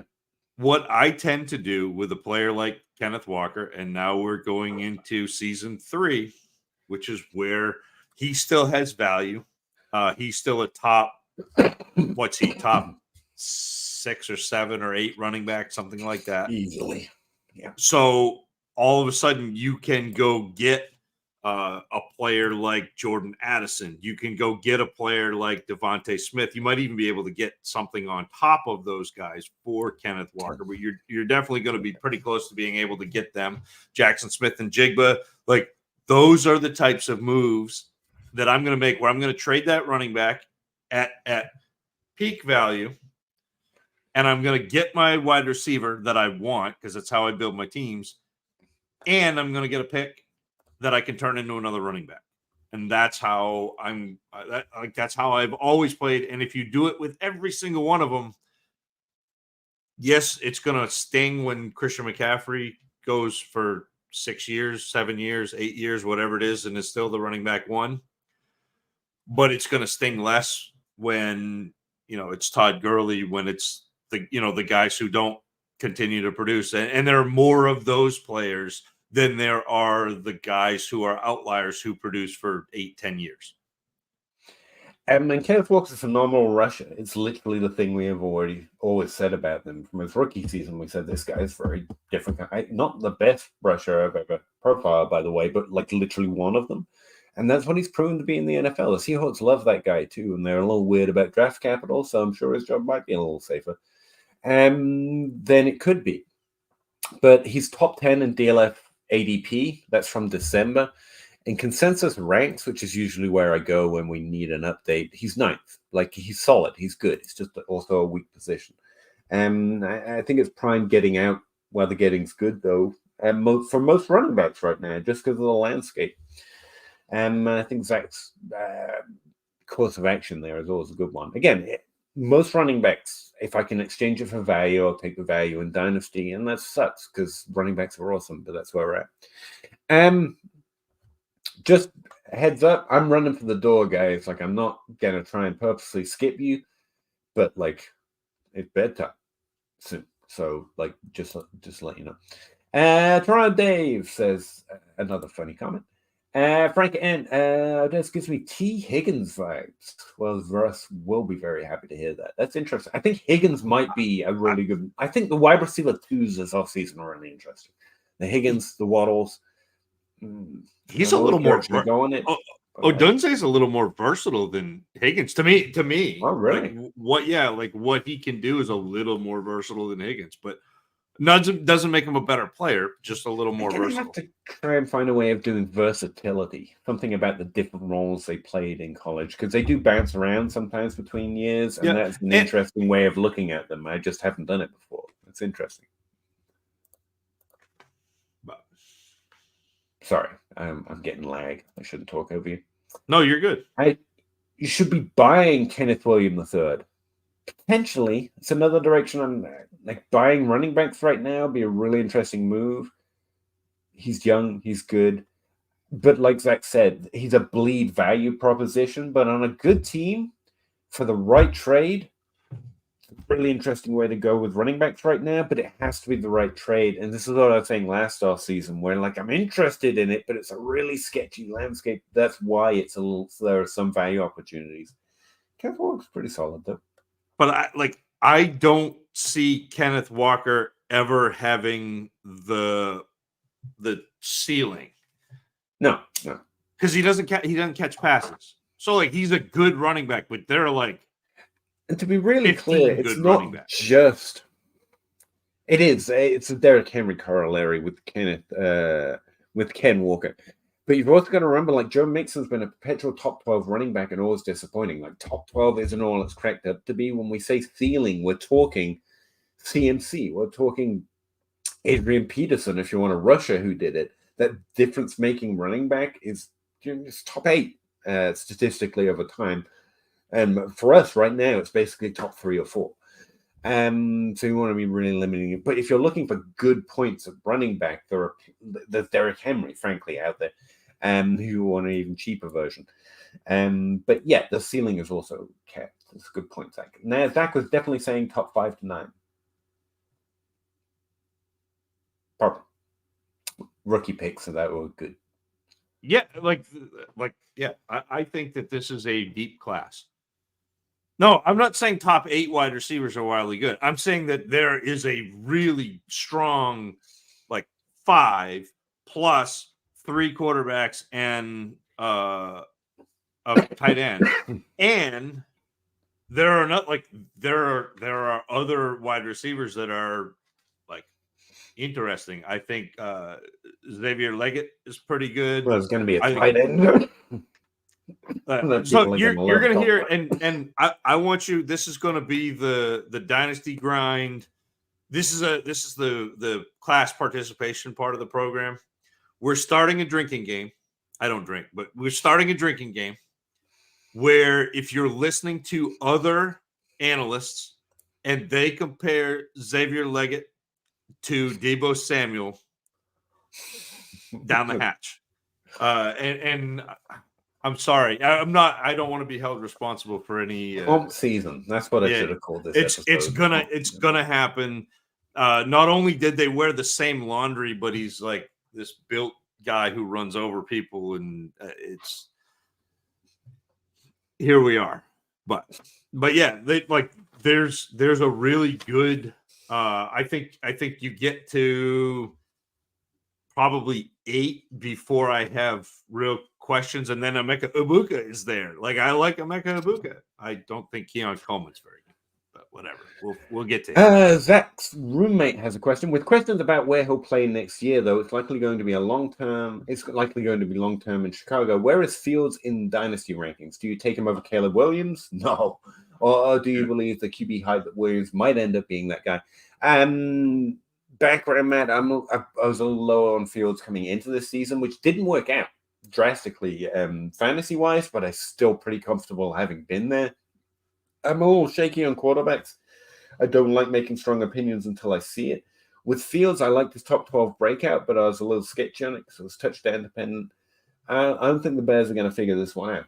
I like the player, but I don't think the Bears are going to figure it out. And we have too many great quarterbacks for me to be taking questions on a player who might be great. I think it's more points than performance. I'm slowly fading out in Dynasty as strongly as I can. I think 3 times this offseason, my notes on the Bears were just, have you sold Fields yet? And that was earlier in the season. And Jordan Love was the same thing, but drastically lower than Fields. I'm not in on Caleb Williams in that I don't do a lot of QB evaluation, especially for rookies. because I find it honestly to be basically flipping a coin. I don't. It's magic. That's how Travis does it. I'm pretty sure it's magic. It's really rough. I got Mahomes right and then got out before I could get one wrong. Is my line on it. But in general, I will take a rookie quarterback with that level of hype already and what's expected to be that draft capital over the questions I have surrounding Fields. And I hate saying it because I actually love the player and the person the player seems to be pretty awesome. But playing Dynasty, like it's not my bag. As far as where he ranks in Dynasty, I can answer that while Zach gives the correct answer. And what do you think of Fields right now in Dynasty? I think I would have Fields probably somewhere around QB 10, maybe 11. So, in that upper echelon, but because to me, everything that everyone's excited about with Anthony Richardson, Fields already is. That's fair. I would prefer Fields over Richardson. I don't have it ranked that way because value, frankly. Yeah. But and again, it depends on if you're ranking. Take. Yeah, it depends on if you're ranking, because that's always the interesting thing with consuming content is like people will just give you, okay, these are my ranks, but they don't give you the context. So like some people rank for value. When I'm giving my rankings, this is how I would draft them, because you figure out how your league values players and figure out where you can win at the margins, or come over and listen to the Dynasty Dummies podcast and I'll talk about where the margins are and players that I like and players that aren't necessarily valued the same way by the community, and where you can do that. But like when I'm giving you my rankings, like again, I have Fields somewhere in that Trevor Lawrence area, probably maybe a little higher than Trevor Lawrence, because I think that the upside that Fields brings with his legs surpasses anything that you've got for stability with Trevor Lawrence. So like you've got Mahomes and Allen and Hurts and Herbert, fine. Like those guys are at the top. You've got Lamar, you've got Tua, you've got Burrow, you've got Stroud, not necessarily in that order. I've got Dak and Kyler ahead of him. And then all of a sudden you're in the neighborhood of Justin Fields. So you're at like what, 10, 11? So Fields, Lawrence, that Anthony Richardson, that area. So like, and if you're talking about just specifically points value, so like in season, man, if I can get him as QB 11 on my roster, and I've got another, like if he's my QB2, well, like you're going to clean that league. Yeah, DLF actually had us do a whole series where everyone ranks for him. We had to write a whole thing explaining our ranks in depth. It was really interesting to go through. One, they're all drastically different. I primarily rank through value. I do what Zach's talking about, but then there's a primary value range. And it's mainly because since I've been doing rankings, they're a really weird exercise. I got to tell you, if you've ever tried it and have other people look at it and then try to use them. And the conclusion I came to is what I think gets the least benefit for anyone using them is when they use my ranks to go out and do things with, and I'm ranking purely as I prefer them. And like, oh, I just traded a first in Fields for Richardson because you had him ranked that much higher. And like, I was ranking the value, and that feels worse than if the opposite happened. So I strongly started to include value in the way I rank, because the opposite happening is better, essentially. But to answer your question, according to Fantasy Pros right now, or the last time I updated this, he's ranked as the 12th quarterback in Dynasty, and that's the highest Dynasty rank I could find. DLF Consensus, the company we are working for right now, I guess, or I work for technically. I say technically because I'm not like a full-time employee or nothing, but do content for DLF and do rankings for DLF. We have him 16th overall in Superflex as a quarterback, so significantly outside the top 12. I have him 15th. I have Anthony Richardson 13th for comparison, and again, that's a value issue. Like I really like the idea that value different, that's a value opportunity. You know, if you've got Anthony Richardson and you can trade in for Fields with a plus, that is awesome, which is why I would value it that way. Not that it would be my preference and how I wouldn't rather have Richardson over Fields. I'd rather have Fields plus than Richardson. But anyway, but that's how he's currently ranking in Dynasty. I can break that down by ranker, but that's the too long didn't read. I think the consensus, that's why I use Fantasy Pros Dynasty, is going to be he's a top 12 quarterback. I think once you get into the weeds and start talking to rankers, they're ranking him outside the top 12. But there's going to be value opportunities for some of those top 12 quarterbacks that would happily take his points for with a plus. Yeah. He said not minutes ago saying he was going to try and rush to the door while going way too deep into Matt's question there. But room with Zach. You deserve it's the grind, Pete. It's the grind. It's what we do. Tackle taken slowly, Pickford. Awesome. What's some pieces to trade for Austin Eckler? Good question. I think Eckler might be he's one of those running backs that might target this offseason. He was injured a little bit this season. The performance wasn't there, probably because of injuries, and yet the volume's still there, and he himself is still an awesome player, and I don't fear age. So if you're going to trade for a running back, I think Eckler's a really good target, although the Chargers are somewhat of a question. If you're trying to trade for a running back, I actually think it's, a really interesting time to trade for running backs, even though it's trade running backs away season. And Eckler would be the type I would trade for. It really depends what's on your roster, what you go fishing with. What you have to go fishing with is kind of what answers this question for me. But generically, again, we were talking about them before, just random pieces that a lot of players will have picked up in the second round this year. If you've got a Jaden Reed, if you've got a Josh Downs, who I targeted heavily, so I've got in places. I think a young wide receiver had a pretty good rookie performance.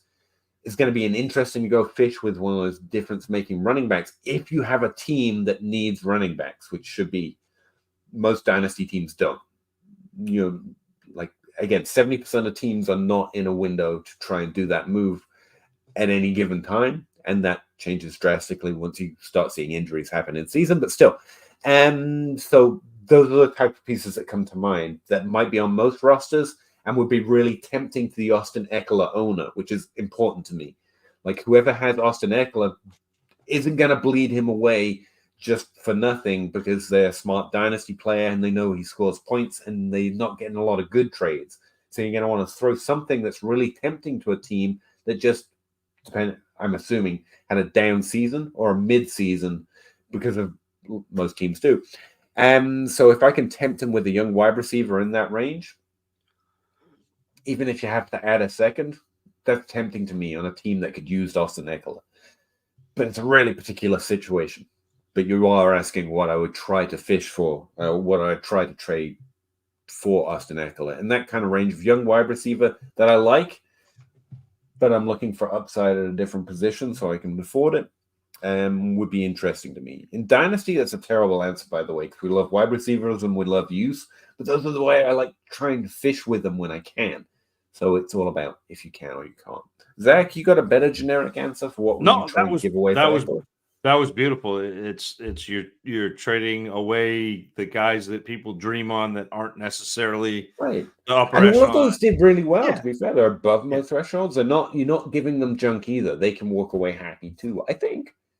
Christian Watson, there's a good one from last year. I don't know where he is. People on him right now. But he was easily worth more than a first last year, and so you're giving him a great young wide receiver for an aging running back. That still would have worked out well for you this year. Kind of the same move. OBJ had the flash though. Yeah, he did it. There was a one-handed catch. I saw it. He did. It was awesome. I won because of that week of that game. Don't make fun of the flash. Toronto Dave, I typically like to convert running back value to other value. In general, Wide receiver. There's a Dan Carlin quote. I'm trying to remember. It's about human beings killing by category, so it's actually not ideal. But I keep wondering about I understand why we categorize positions in the NFL and in fantasy, but there is a strong reason to increasingly try to decrease the amount you see a difference between a wide receiver and a running back. Instead, think in terms of points per game. Now, it still matters because of the number of roster spots you can play them at, to be fair, so there is reason to do it. Why am I talking about this? It's way too late. Value is value. There's no other type of value. I'll take running back value if I can. In general, the idea is I will take the value for a running back. And so if you're giving me, like, again, we're taking Ken Walker, sorry, who's young, for Austin Eckler, who's old, and you're getting a plus because he's old. That to me is value as well, if that makes sense to you, Dave. But in general, I'm agreeing with your sentiment. If you let me, if we're in a league together, Dave, if you let me, if our league mates will let me, I will turn running backs in their third year, headed into their third year, or headed into their fourth year, depending on how my roster is constructed, depending on how the receptiveness of the league is. I will turn those into a wide receiver who I think is going to hit, a young, proven wide receiver, not necessarily proven to the community, but proven to me, and a pick. Who's that guy right now, by the way? Who's what guy? Young, proven wide receiver to you. Addison, JSN, like that's the group Okay. to me.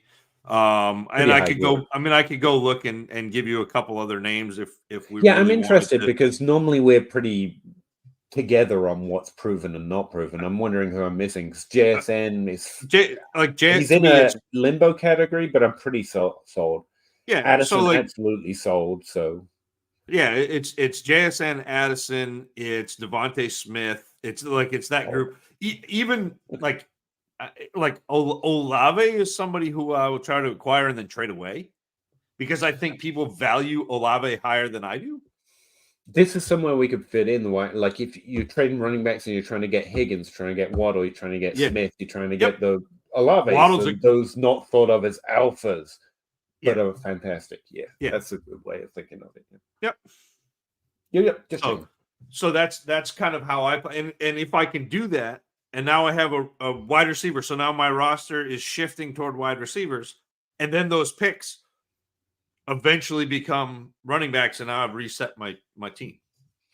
That's what I tried to combine that with my Dynasty tactic. One of the few episodes I've been able to make for Russ's damn network so far, and it's overvaluing fourth and fifth in rookie drafts, but it's through that type of lens because I'm basically trying to shop for running backs elsewhere while trading into wide receivers if possible. Because the only way to hit with those is to have lots of them. And I'm normally targeting running back, tight end, the deeper down rookie draft we go. So that's one way of combining it. Sorry, random thought. Kyler is top 8 QB. I had him. I had him way too high compared to most for a while now. I think I have him a lot higher than 8th. I have him 6th, and that's right now. I had him top 5 in the season. Yeah, CJ Stroud jumped him. That's what happened. Yeah, but I have him 6th. DLF consensus is 11th. Fantasy Pros hates him 14th. So yeah, again, it's going to be another. I'm pretty happy to keep buying into Kyler as long as Kyler's getting undervalued that way by the group.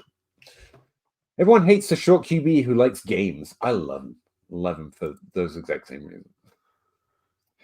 And we'll finish in scoring that way in 24. Yeah, he did pretty well this year. It's just a down year in general for the quarterback position, I think. He played half a year, did pretty well. Henry Muto, again, I stupidly traded Connor. No such thing as stupid. You made a decision. Own it. It's cool. Not being stupid. You're making moves. That's cool. Connor, my future first Eckler. I don't think that's stupid, even having read it. Mid-season? No. That's strong. The guy getting Connor in a trade where he's clearly building it, a little questionable. I think he did good. To be over the top pieces that turn out kind of yeah, that's true. It did. There is that element to it. Good point, Henry. I would have loved that trade. I love that trade now, and it crushed you. No, you're right. It crushed you in the final. But that Henry, that's a good trade and a bad trade at the same time. And this is why, like, again, can't win for losing. If you follow me at all, maybe you don't, and that's fine. But like the Dynasty Dummies, the show that I started with Kyle Lebrecht way back in 2014, like the reason why we are the Dynasty Dummies is exactly this trade. because you make this trade. It looks like a great idea. Eckler's coming off being the running back one. He's an absolute stud. He's a can't miss player. And all of a sudden you make that trade and James Conner wins the other guy the championship and he's got a first round pick on top of it. And like, you just don't know. And so you're just trying to make the best play with the best information that you can and hope it works out. But there's so many variables and there's so many things that go on that you can't know.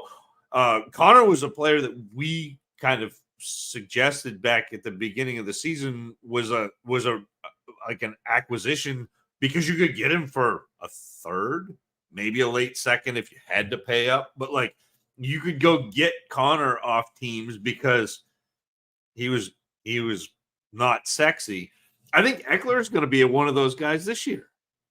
Like, Eckler is not going to be sexy because he disappointed people. I was going to say the other thing here, even by mid-season, Eckler was slow and he was looking bad on film and tape. His points actually kept up pretty well. I'll point that out. And I think it was injuries and age isn't a thing. That is, but, you know. Well, and we also talked about the offensive coordinator.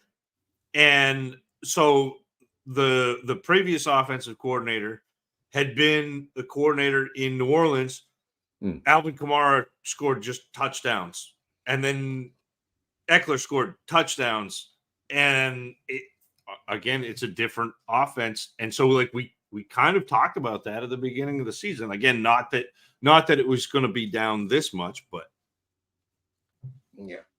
And yeah, Henry, I would have done that trade. I like this trade just now. I like it for you next year. So like, I don't hate it. I don't think it's too bad. It's unfortunate the way it resolved. Again, sometimes there are lessons here to learn, though, Henry. I mean, not that you could avoid this, but like, you have to accept that the right move is going to have the wrong result sometimes. You just got to keep hoping that if you keep making enough right moves, eventually it works out more often than not.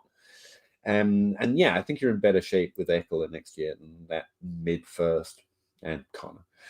You think Eckler for Miller is and more is worth it?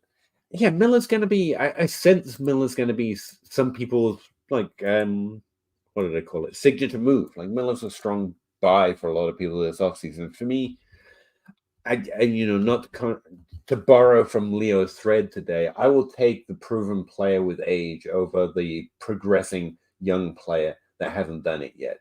Almost every time, I'll take Eckler over Miller by a handily amount. I don't care that he's younger. Miller's yet to prove it to me. And Eckler's the definition of proven it. So, yeah. Eckler is cooked. I don't think so. I mean, so is James Conner, and so is Ezekiel Elliott, and they both won you leagues this week. Like, it's again, don't underrate. Yeah. Again, this isn't all you, Genji. And there's a strong reason to value young. There's a reason this became the default.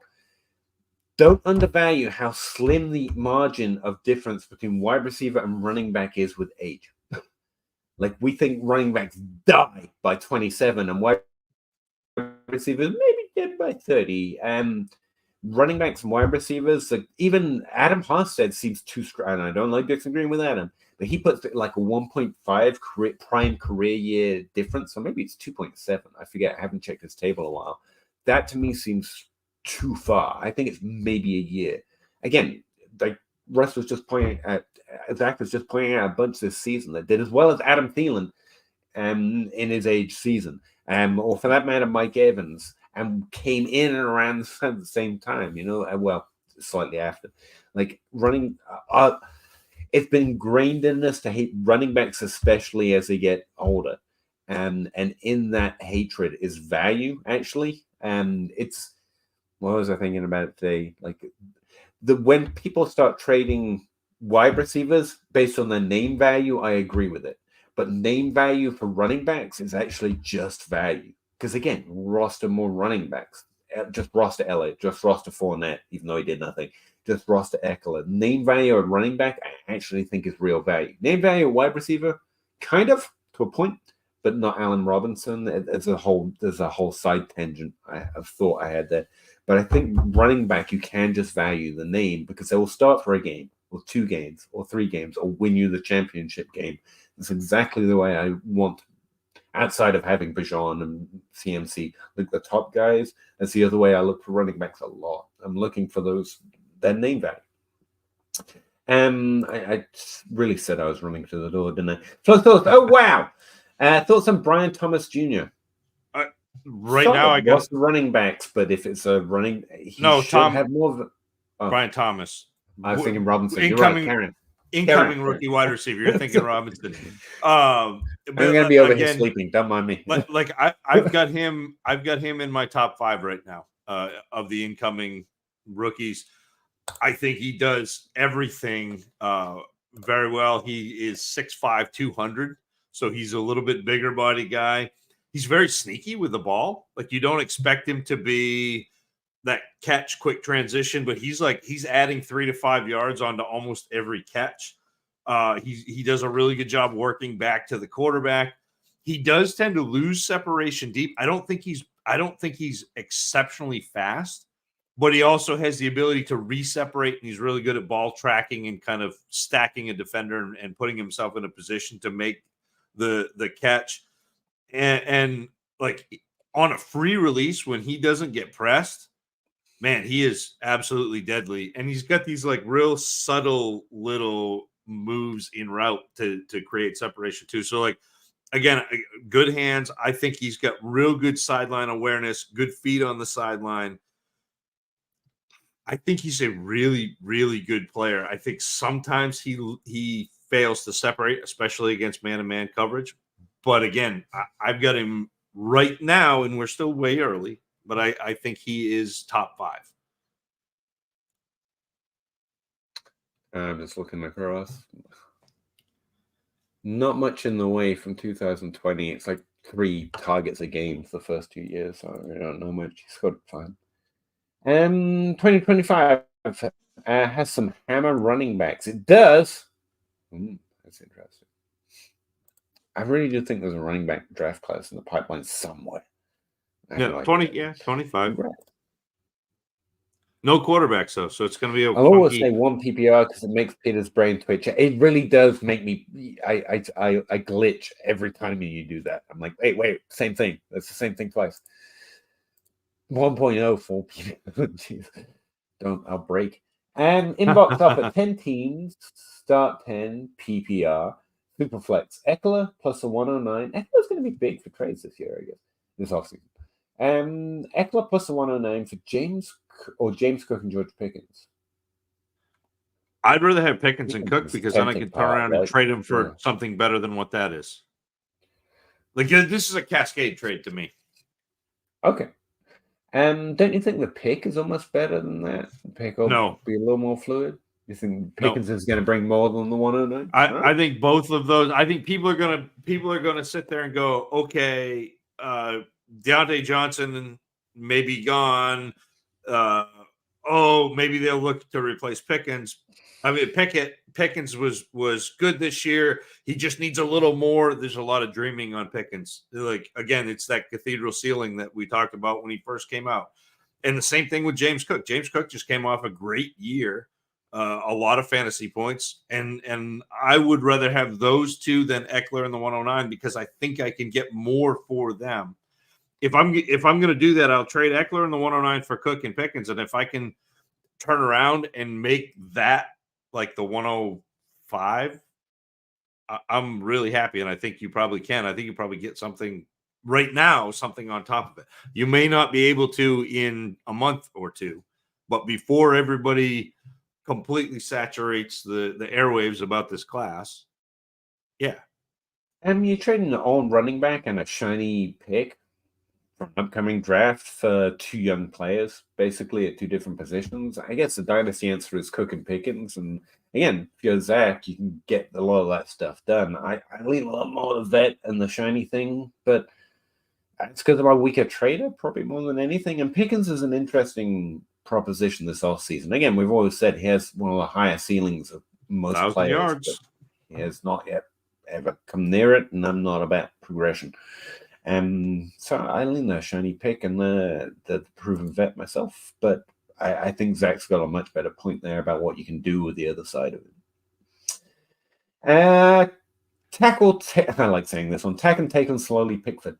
Is Kenny Pickett still gonna be Steelers QB1? He wasn't the Steelers QB1 this season. There you go. There's a take that makes no sense. Like so far out in Pickett the minute he was drafted, and I remain there. I hope not. That team's got some weapons, man. I mean, everyone wants to rag on Najee Harris, but he's still carrying volume. And believe it or not, he carried one of my teams through the championship, or helped carry it through the championship. Ended the season pretty strong. And not to mention Deontay and Pick. We're just talking about Pickens. And not to rag on Pickett, it's one of the toughest sports positions to play, as far as I can say. And he's doing an admirable job in many ways. Certainly better at quarterbacking than I will ever be at anything, but he's not gonna cut it for feeding these kind of weapons well. He's not past the Andy Dalton line. So for that sake, I hope not. For Pickett's sake, yeah, sure, let the man have a job, but I don't think he's it. I don't do a lot of team takes because God knows what teams are going to do. But do you think the Steelers are going to try and move on, or are they building? They should. I mean, like their defense is so good. They to me, you've got to add pieces on the offensive line. Really good skill weapons. It feels add pieces on the offensive line, and just if I were them, I would sign a quarterback. Like sign one of these guys who is not going to lose you games, and the defense will win games. The defense won games with Pickett. Yeah, like they had no right to be as good as they were this year record-wise because their offense was absolutely abysmal. But their defense is stacked. Get him and Andy Dalton. God, there are so many out there these days. Minshew's probably be willing to walk around for a contract. He's solid. Well, he's been solid twice for two different teams. Yeah. Even Tyrod Taylor's still kicking around, just waiting for a more steady opportunity. Cook Pickens, there you go. That's better said. Anthony, Fleet Nuko, Lockett, Wilson for a third QB. I mean, I'm always looking to move up tiers, and I think Wilson's probably rather. Depends what the QB is. There you go. But I would want to move up significantly from Wilson if I'm adding two pretty decent wide receivers to him. Yep. Flosaurus gave us Canadian money. That's pretty nice of you. Thanks for all the help this year and streams. Great to watch and listen to. Hopefully, since it's sent on Peter's channel, you actually got the appreciate that, Flosaurus. I will buy these guys a drink when and if either way, but when the money turns up, you didn't have to do that. We really appreciate just getting to talk to you. Seriously, you have made this fun for us. So thanks for making my Wednesdays awesome too, man. We got just as much, if not more, out of it, man. Appreciate you and all of you, by the way. Puff Pass Kick. There's a familiar, friendly face. Happy New Year to my favorite Dynasty dynamic duo, Russ. Don't forget Russ, but that's nice of you. I was in 6 championships, won 3. That'll do for now. Yeah. And give yourself a pat on the back. No, man, that's all you. You made the decisions. But thank you. I think I listened to one of you, but can't remember which one. It's probably that. I got you. Open 24 hours. Got FD so hard for the last 3 weeks. That's bad. I must be pregnant. Oh, okay. Sorry to hear that. Open 24 hours. Rebuilding team. Well, if it helps, I was thinking about this because of the whole RRO conversation. I'm basically only in 3 Dynasty leagues, which are relevant to the conversations we have 90% of the time. My play has really dropped off in terms of how much I'm playing. Apart from some fun leagues, and again, I'm not counting Sleeper. I'm in 3 leagues. 1-1, I was actively tanking the other, and the other is a DLF Pods league where I was expecting to be competitive and I'm built around elite quarterback. That was not a good move this year. I was thoroughly building by week 3, so they did better than me by far. Rebuilding teams, shortened draft picks, but I have the 101. Oh, you good then. In a single QB league. Thoughts on 25 first and A-Chain and Reed for the 102 and 105. I'm hands off. This is too big of a trade for me to pretend I could really weigh in. I kind of like the sound of it based on what I've heard Zach say, but without a strong opinion on any rookie this year yet, apart from, I guess, Harrison and Williams. I don't know yet. It sounds pretty good, but I don't know. I would do that. I would do that. Okay. The 25 first, assuming again that these picks hit, that 25 first should be later. You're getting Marvin Harrison. 102, you're getting Malik Neighbors. So now all of a sudden, and again, this is, you take this with a grain of salt, but you're talking about my pre-draft rookie rankings. You're getting 2 of the top 10 wide receivers that I have graded out since 2017 with the 101 and 102. And then you're getting the 105.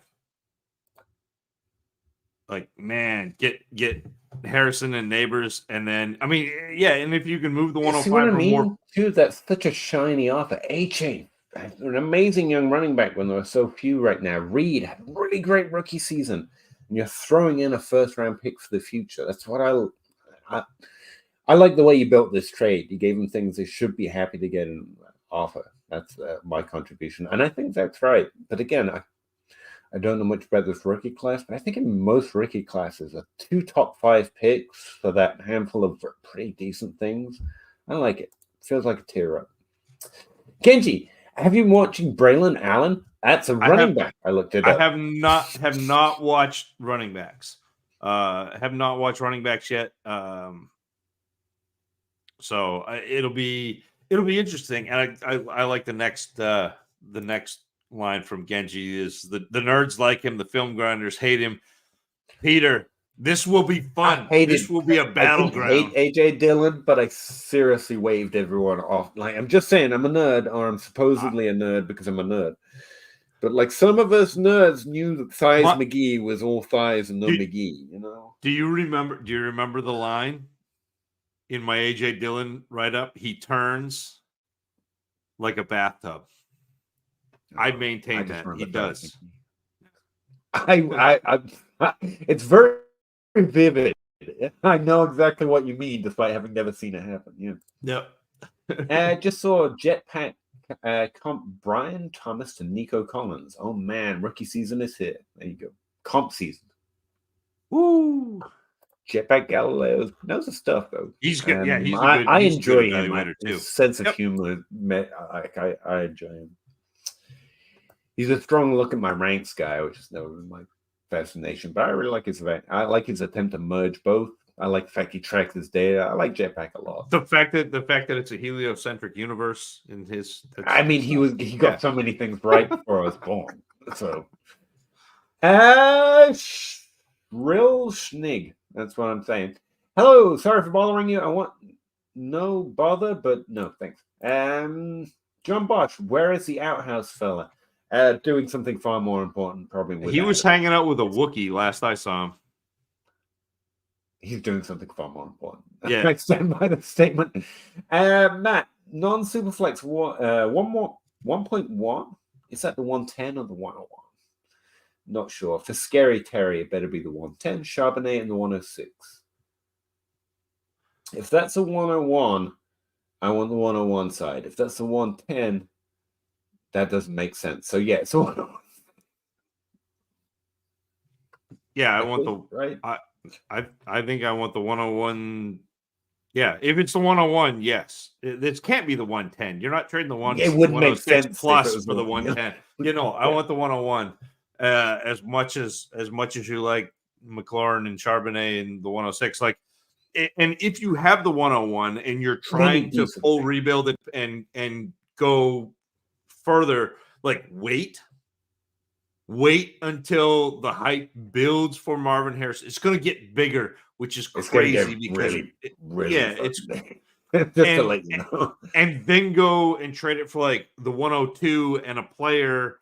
And then you still got your wide receiver, even though everyone says Harrison is that much better. Like Neighbors is still legit. And then, and you can build that. This one's fairly easy because you're getting some pretty decent things that are going to be targets for a lot of, like, I don't mind the 106. Charbonnet is an interesting. We're going to add those running backs as we can. And Terry's cool. I'm going to wrong, solid. You have to put the 101 and really to the 103, even in a 1 QB league, into an elite. You don't have to convert those to players, the names, just the 101 to the 103.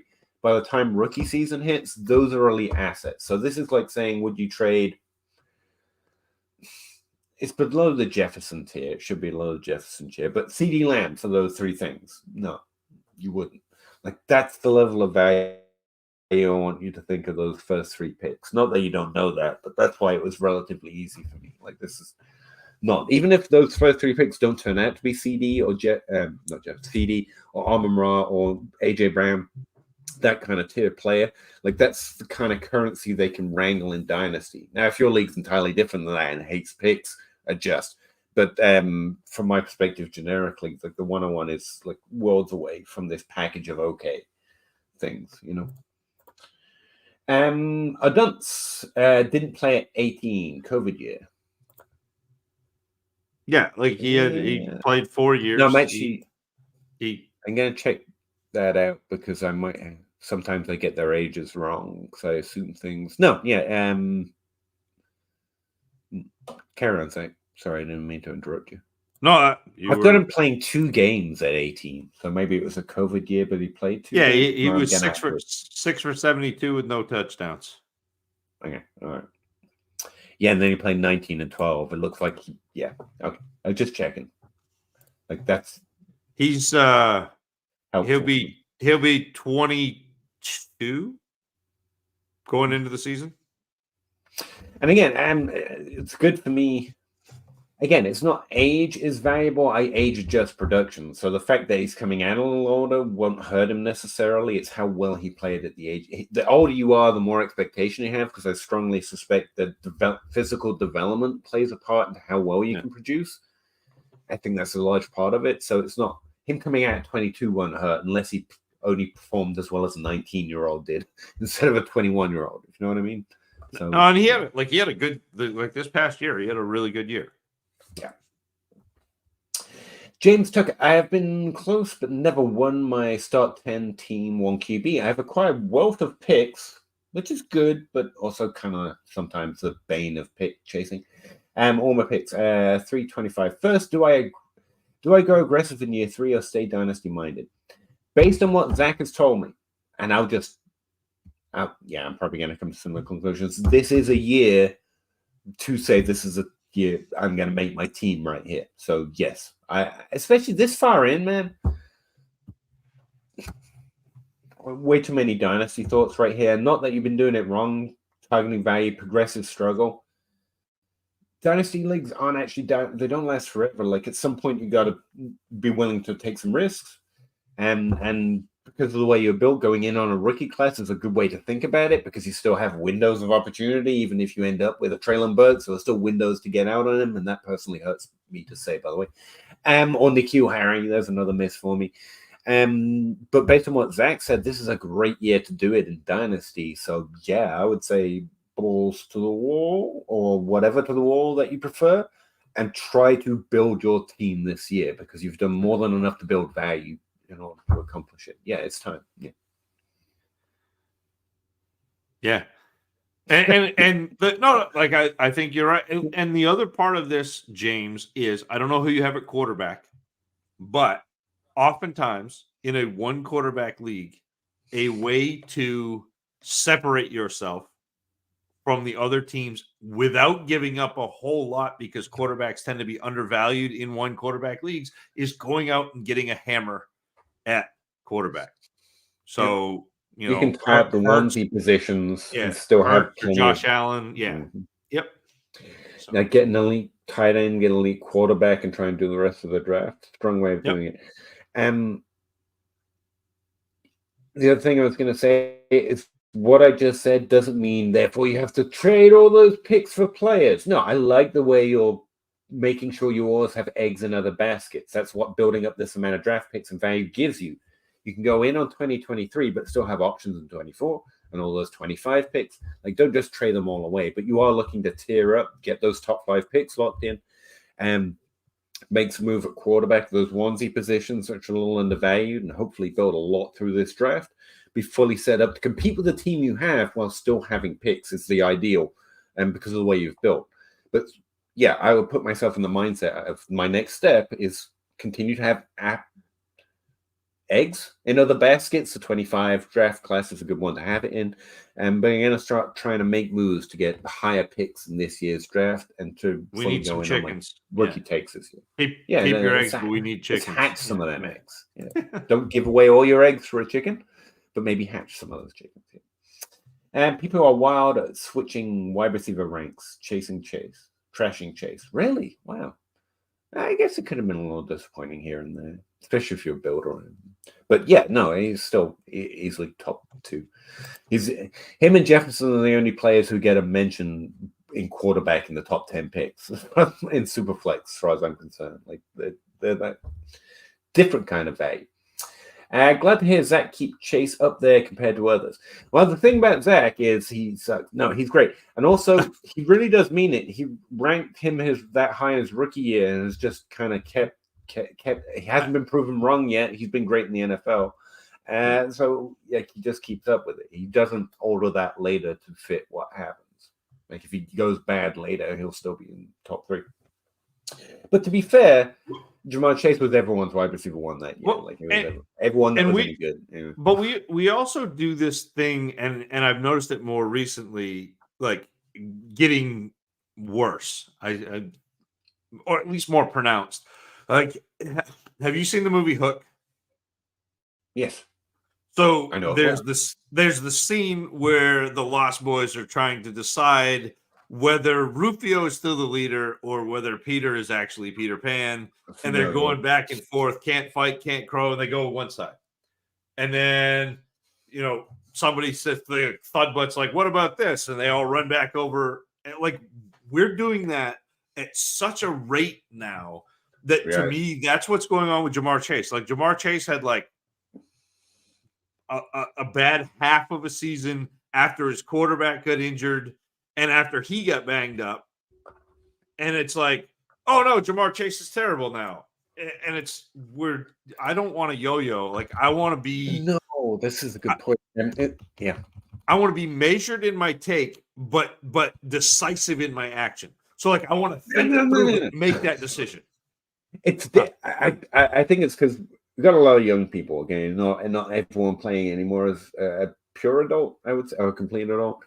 Decisive is different than fast. Like what we've been saying and what we do, I think fairly accurately now is have a strong opinion, act decisively, but when presented with other information, change faster than everyone else. Like that. Yes.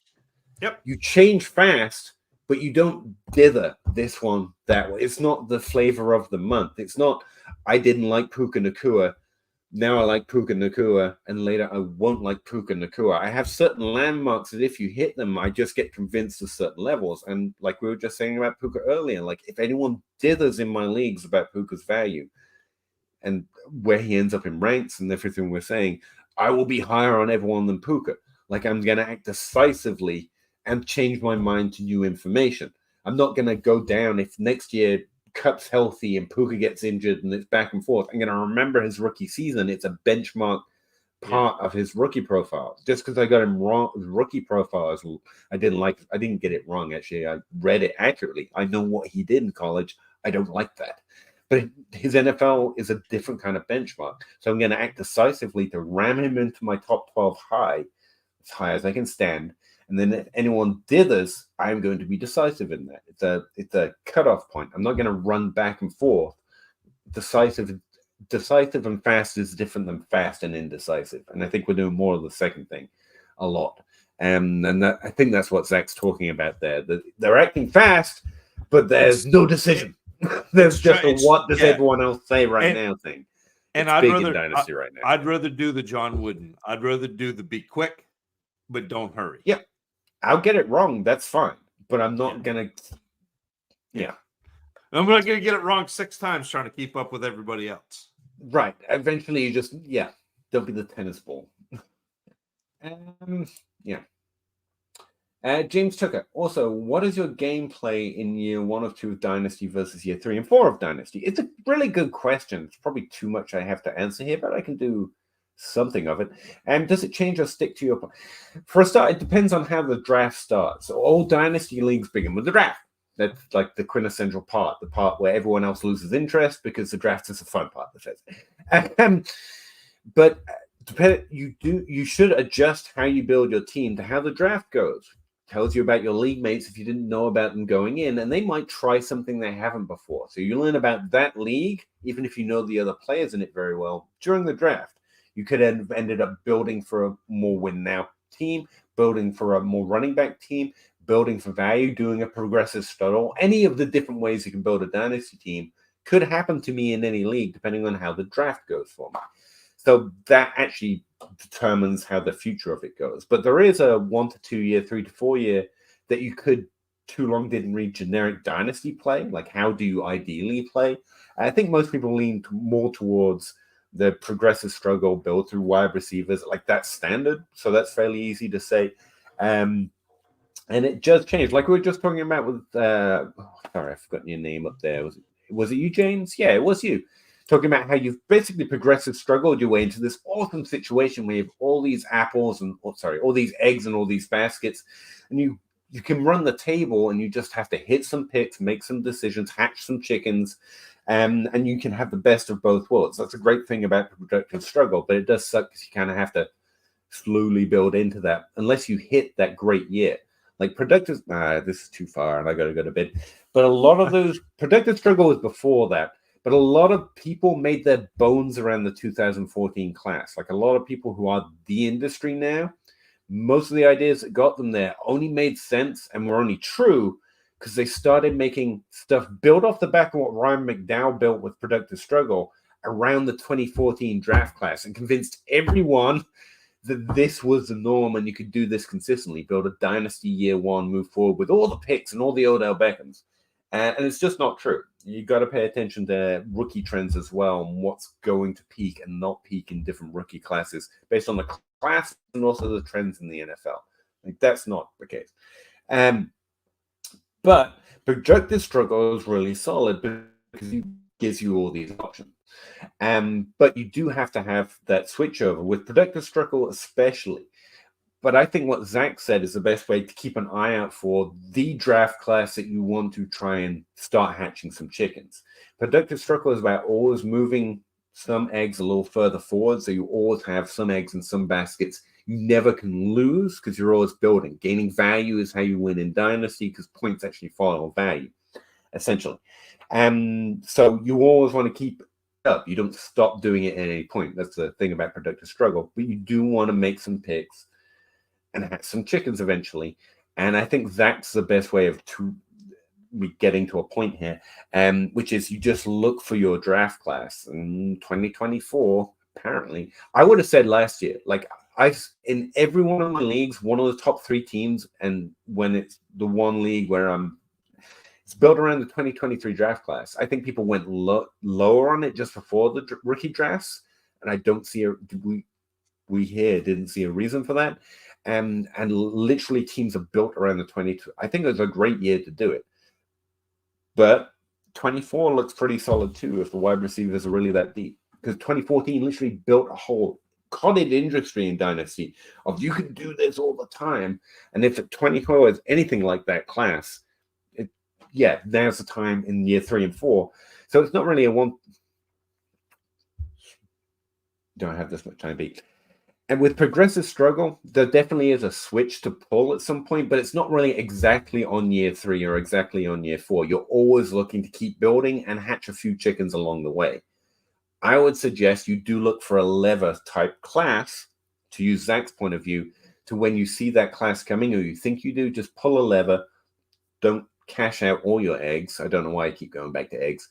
But do try and build around a certain class. And if you, again, look at all the evaluations, check out who you trust, do your own process. And if 24 feels like that class to you, I would not be scared to pull a level to go a little harder than Progressive Struggle typically advocates for to build around this draft class. But again, it's a long rookie season. Believe it or not, we'll get tired of these rookies before the draft happens. So you have some time to make those decisions. So don't panic, do it tomorrow or anything. But I would be looking for that time. And it just turns out that it's year 3 for you. But I wouldn't have those strict 1 to 2 and then 3 to 4 categories. You really got to play it by context. That's what I'm trying to say. Zach, Please say something. So the more tired I get, the more loquacious I get, which does not help. Which is Does the not help opposite when of you get to like, bed. and I love it because James has been able to set you off twice, which is beautiful. I Because know. when Peter talks, you get a lot of these Damn it, little James. nuggets of that are great. I'm going to take a different tact on this, and for me, when I start a league, I generally try to build through young wide receivers. Now it depends on the draft, depends on the way your league drafts, because I'll pivot. If all of a sudden 8 of the first 10 picks are wide receivers, okay, I gotta make up ground somewhere else. Maybe I'll attack quarterback and tight end. Like we'll do something. Once we get to year 3 or 4, because I start out in a certain way, I tend to start building in the other places. So if we're in year 3 or 4, hopefully I've drafted a running back at some point. I'm looking to shift him, or I'm looking, or at that point I'm looking to add running backs. So in probably year 2, year 3, I'm adding running backs. So because your league invariably shifts and your team is constantly changing, it's not stagnant. You should always be in the process of building, rebuilding, retooling, like kind of always churning and always having a goal in mind. And again, the way I do it is really cyclical. So like I know how my teams are going to look in 2 years pretty much, unless my league mates completely shift and necessitate that I pivot. And then I will. So like I'm trying to stick to a plan, but I'm also trying to do what's optimal within the framework of the league. So, and again, like I just TA 11, like I finished first in TA 11. It was like young players were going so fast and so early, and quarterbacks kind of fell. So I took Josh Allen, and then all of a sudden, Tyreek Hill was still there. And so I ended up with Tyreek Hill, and I ended up with, I'll have to go look at what my roster is, and you guys don't actually care, but it was a different type of roster than I normally end up with, because this league was really young centric. Russ was trying to tank, and so he was going young wide receiver. So I ended up with Derrick Henry and Aaron Jones and Raheem Mostert and Pacheco and Ayuk and Tyreek Hill. So it was a totally different build than normally, because normally I would be building with Justin Jefferson and St. Brown and Waddle and Addison and like that type of player. And I couldn't. And so I pivoted and said, okay, well, if you're going to let me have all of the old point scorers, I'm going to win the league. And so that's what I did. And I really do play to my draft. I'll play in any direction that I see what the draft does. But generically, like making a ranks, you come up with some. I actually strongly build around the onesie positions, and I typically play super flex. So quarterback is in a onesie position, so I double it. I overvalue the top few tiers of quarterbacks, and I undervalue the rest as well. So I typically walk away. I try to walk away. Ideally, I'm walking away with 2 what I consider elite QBs, which for the last few years has been someone and Dak. That's probably going to fade this offseason. And that's why I was targeting Kyler a lot this offseason. Then I hit wide receivers. I'll figure running back out at some point. Most years, generically, is the way I'm playing. And I value older players a little bit, so I can typically get something like that and still hit up, like have Mike Evans at Debo and someone else try to fit maybe a younger guy in there. Like I've grabbed a Jalen Waddle at Debo and maybe a Mike Evans wide receivers. Ideally, I can roughly get there through the first 5 rounds or so. Those type of players. And then I see what's what, and if I can hit up a tight end in between there, I'll fade wide receiver to grab a Kittle, because I overvalue Kittle, because if a player has that in the range of outcomes, that elite onesie position player, I'm normally looking to plug that in. And I played that game, wide receiver to tight end to, is there another elite quarterback someone's forgotten laying around here? Until we get anywhere around 8, 9. And from 10 onwards, I'm starting to think where are falling running backs or other tight ends, other quarterbacks that are gone missing. I actually have a little table that shows where most values come up as well, like historically where value of a replacement have come from. And some generic descriptions on one of my databases to show my rough ideal draft strategy in a startup. And that's roughly it. There's an interesting area where running backs flip over wide receivers of most upside and the vice versa later. But tight ends, increasingly, the lower down you get, getting a starting game or two or a starting season from a tight end, the deeper down you go, is surprisingly common at tight end. It's actually one of the most significant league winners, defining it that way. I did a whole video on it, but that's because they're fading now. But Austin Hooper and Zach Ertz be consistently providing value with almost no draft capital outside the 14th round kind of a player for the last couple of years. So tight ends have been doing that. But we're now entering a different era, and so that'll change up a little bit because those tight end fallers, those tight ends are aging out, and we've got all these good new young guys, and so it'll start to become dominated by running backs. But yeah, generically, I'm trying to hit up 2 quarterbacks as early as possible. Sometimes I don't get my second one. And like I say, Dak's probably going to not be an option anymore, so I won't. Then I'll hit a wide receiver, tight end, trying to get a difference maker first, a young wide receiver if I can, and filling it out with older wide receivers, people I find typically undervalued. And I'll figure running back out. I'll grab thirds, I'll grab fourth, I'll continue play the waiver wire because they come from the waiver wire more often. That's roughly my startup strategy, I guess you would say, generically. So it's the same as the generic, and also what something Zach says, building through wide receivers, but to try and find an edge, especially since I play Superflex. More often than not, because I rank that, I'll try and get in on the onesie positions a little more heavily than the generic idea of just purely targeting youth and wide receiver through the first few rounds. But again, you really only have 3 rounds to set yourself apart in that. And so unless I can back-to-back a Kyler Murray and a Mahomes, which happened one year, or back-to-back start off with Mahomes and get, now it would be Sam Laporta, but George Kittle last year, to highlight both of those positions. There's really only 3 rounds you could differentiate yourself pretty strongly that way. So mostly it defaults into, valuing wide receivers, but I'm always trying to overvalue those elite onesie positions a little bit better. I keep calling them onesies even in Superflex because I think of quarterback that way, but yeah. Different leagues as before, but you're rebuilding in non-Superflex. 101 for White, Pacheco, and Bryce Young.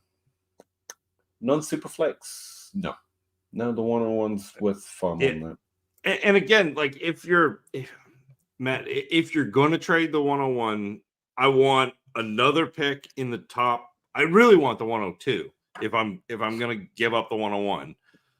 Yeah, and then I want another pick or a player. Like that's to me how we're building. Or if you want to again take some of these undervalued wide receivers, go get a Waddle, go get a Devontae Smith, go get a Jordan Addison, and then get another first. Yeah. In non-Superflex, not going to be the whole answer, but would you trade CD Lamb for it? Kind of way I would think about it. Not exactly, but yeah. Or Amon Ra, because I'm particularly high on Amon. Zach is an island boy. That is true. Oh, maybe not. Where do you think T. Higgins ends up? Yeah, I've gone to Russ, who is the expert on all things Higgins. There's no way he can stay in Cincinnati, which is a shame. I would normally default towards he'll stay with Cincinnati somehow, because I believe money is fictional at a certain point, and the people that run NFL franchises are rich enough that money is almost fictional. Real fiction. But I don't know. I can't think of a good place for Higgins to go, to be honest with the current market. I'd love to see him in Carolina, but I don't know if he ends up there. That'd be fun. Although honestly, what Higgins is an Carolina? improvement. Yeah. Higgins would immediately be the best wide receiver in Green Bay. I just don't Yes. know. I don't think he cures Jordan Love, but he'd be immediately the best wide receiver there. But I think he does what like Jordan Love is really successful outside the numbers. Right. Like and to me, Higgins does a lot of really good work on the sideline, back shoulder throws. Like that would be fantastic. But Carolina, I don't think so. Jacksonville, I don't like. Maybe. I don't know. I'm not a speculator. Sorry, I kind of wait for the NFL to make moves. I'm not a great guessy NFL guy. I'm more of a. I'll speculate. I'll speculate on talent all day, but like landing spot, and that's harder. For me. Increasingly, it's getting harder to be that guy because the NFL is getting much more. Obviously, it's a good thing, not from my perspective, but a good thing. They get much more active in making strong moves with players in the prime of their career. So I may have to change that at some point, but so far it's been okay. Landry, what would you do the 101, the 103, and the 10 team 0.5 half point PPR Superflex League? I have this roster: Lawrence, Cousins, Watson, Young, Jefferson, Garrett Wilson, Olave, Higgins. All right, I'm galaxy braining this, Peter. I'm galaxy braining this. So I want Marvin Harrison. Okay. So I'm going to take Marvin Harrison at the 101 and then take whichever quarterback is left, which is probably May at the 103. Like, I think that's what I'm going to do. Or see if I can trade the 101 to the 102. Like, but I guess you're effectively doing the same thing. So there's, if I understand, Caleb Williams, Marvin Harrison, and May. Yeah. Or Neighbors. Top 4. Neighbors probably 4. So either way, you get a wide receiver and a quarterback. And I think that's what he's asking. Do you take the quarterback first to lock that in, or take the wide receiver first to lock that in? I haven't watched quarterback yet. So full disclosure, I haven't watched quarterback yet, Lounging Bear. But Marvin Harrison is my wide receiver 3 overall, full stop, since 2017 draft grades. So I'll take Harrison with the 101 and then take the other quarterback. That's what I was going to say. That, like, the good information I can give you about Dynasty outside of an opinion is you take the quarterback in a super flex. It's just solid reasoning. For my own leagues, if I come out as strongly as Zach has on Harrison, I will take my risk in rookie drafts if I'm going to take big swings on being right or wrong. And I've been wrong plenty, so I know it hurts when I do. That I would take the wide receiver. Like I would have taken Bijan Robinson over the quarterback one this year. Bear in mind, my quarterback one was Stroud. I had it in the right order, baby. And I had Richardson third, and I had Young second, which is the right order, even though there was only one right answer. So I would have gotten Stroud at 3 and taken Bijan Robinson at 101. Now, again, that's a running back instead of a wide receiver, but again, because that was because of the evaluation. I felt that strongly on Bijan Robinson and just would have looked out, to be fair, to get Stroud at 3. So it really does come down to the individual class and the individual players. I would make an opinion on how strongly you feel about Harrison, how strongly you feel about Williams. Generic answer up here, you should be thinking, I'm taking the quarterback unless this wide receiver absolutely convinces me the way it has Zach that he is the dude, and then you should be willing to take the best player and not the best position.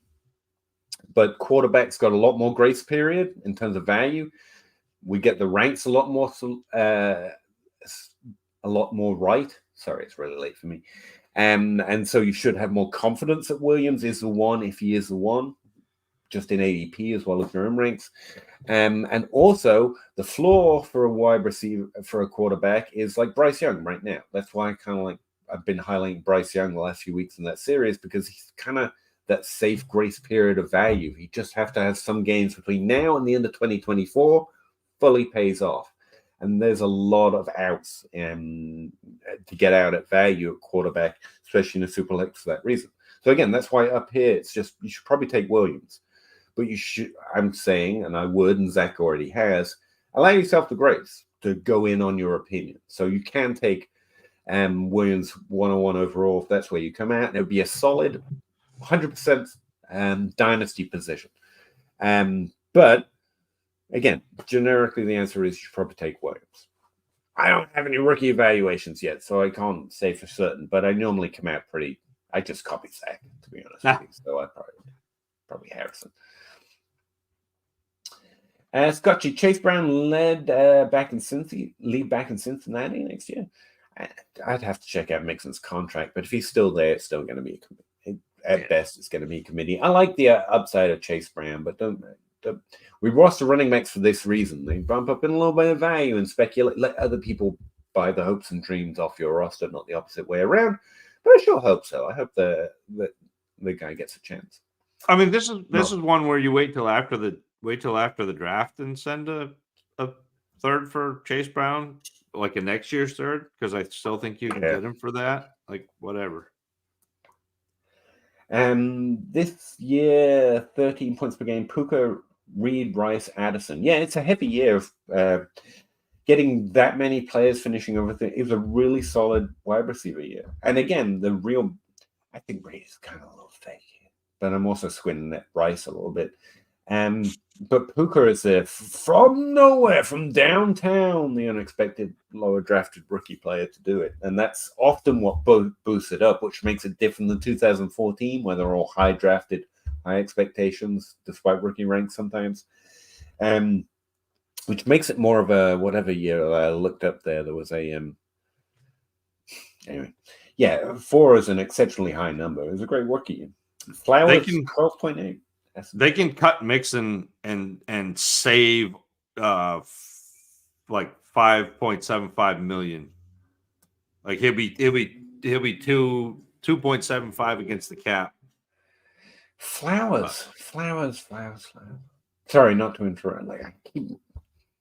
I can't like another Baltimore wide receiver, but I really like Flowers. As someone who didn't, again, he's a Puka. I would have to adjust decisively into Flowers because I wasn't particularly high on him in my rookie rank. I was average. That's Chan Ho. That's the man himself. I almost never see him anymore. Look, he did a little Puka emoji. Thanks. Tank Dell. 15 points per game, baby. Damn right. Forgets Tank. Flosaurus, does DeMarcus Robinson break your spreadsheets? Dude is good in 3 wide receiver sets. Rookie? I think he was a rookie. Maybe.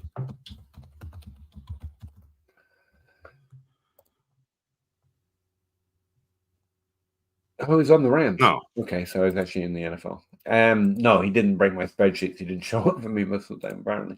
I haven't taken a specific look at him, sorry. Drew Brownlee, 12-team, half-point PPR, start 10. Hurts, JT, 23 third. For Stroud, Bijan Robinson, 23 second. I would take Stroud, Bijan in the second. Is that a super flex start 10 and he just mistyped? Because if it's a super flex, that makes more sense to me.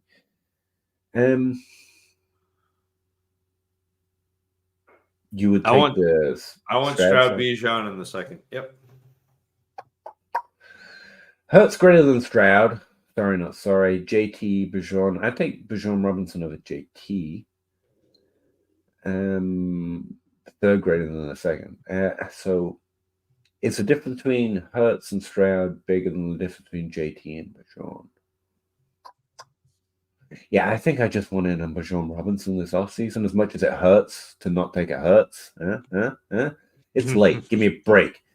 For me, it's late right now. Yeah, just Bijan Robinson. That's a signature move, liking Bijan Robinson, you know? You could have a worse go-to. Zach, since you're back, Lad McCall. I haven't watched Lad yet. He's in the queue. But first I have to watch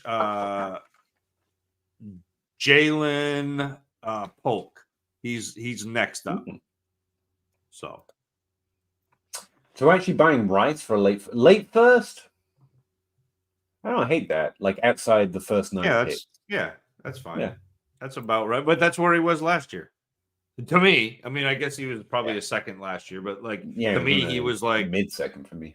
Yeah, to me, he was in the top, like in the.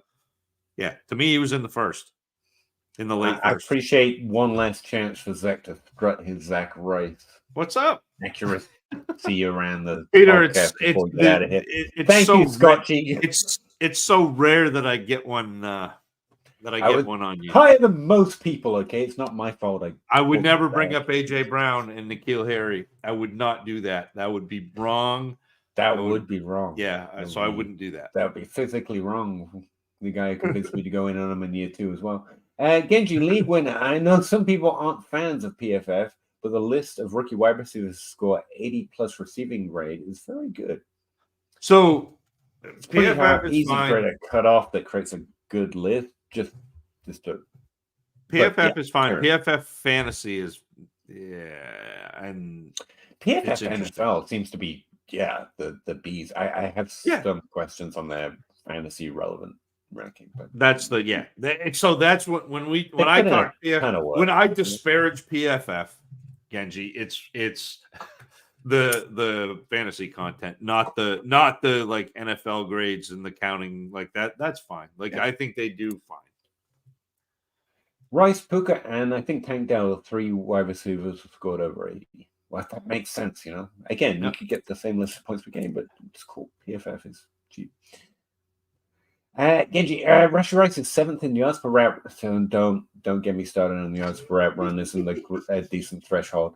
I mean, yards per route run is an incredibly useful stat, not a magic number, and it's not good for creating thresholds this way, especially without the 200 routes is a better. I feel like we should be doing a parody. We should be like, don't take me down the Christian Watson route. No, I was like, YPVR is the magic number. Yeah, it's too magic. But all 3 of these passed the sniff test, and Rashid Rice did as well on the other metrics as well. But yards per route, I think it's great stats being misused, you know. Not that you're doing that, Kenji. Jordan Love, QB5. Don't. Jeez. Yeah, good point. Fantasy-wise, it worked out. Did it really feel like he was. But whatever. Puff pass kick. But he was better than we anticipated. Regardless, how kick by far too low on him, but I still remain happy to have been out. And the points where I was out, I don't want to be hanging with that. Zach, don't be silly. The only reason Joe Mixon scored those points is because you're an incredible fantasy analyst. Yeah, we talked about that before the game. Joe was like, "Yeah, I got you, fam." Well, Zach says so. Yeah. Unfortunately, Christian Watson's the latest iteration of Will Fuller, but I can't be too mad. I really like Will Fuller. I like that window. Bought into that one a little bit.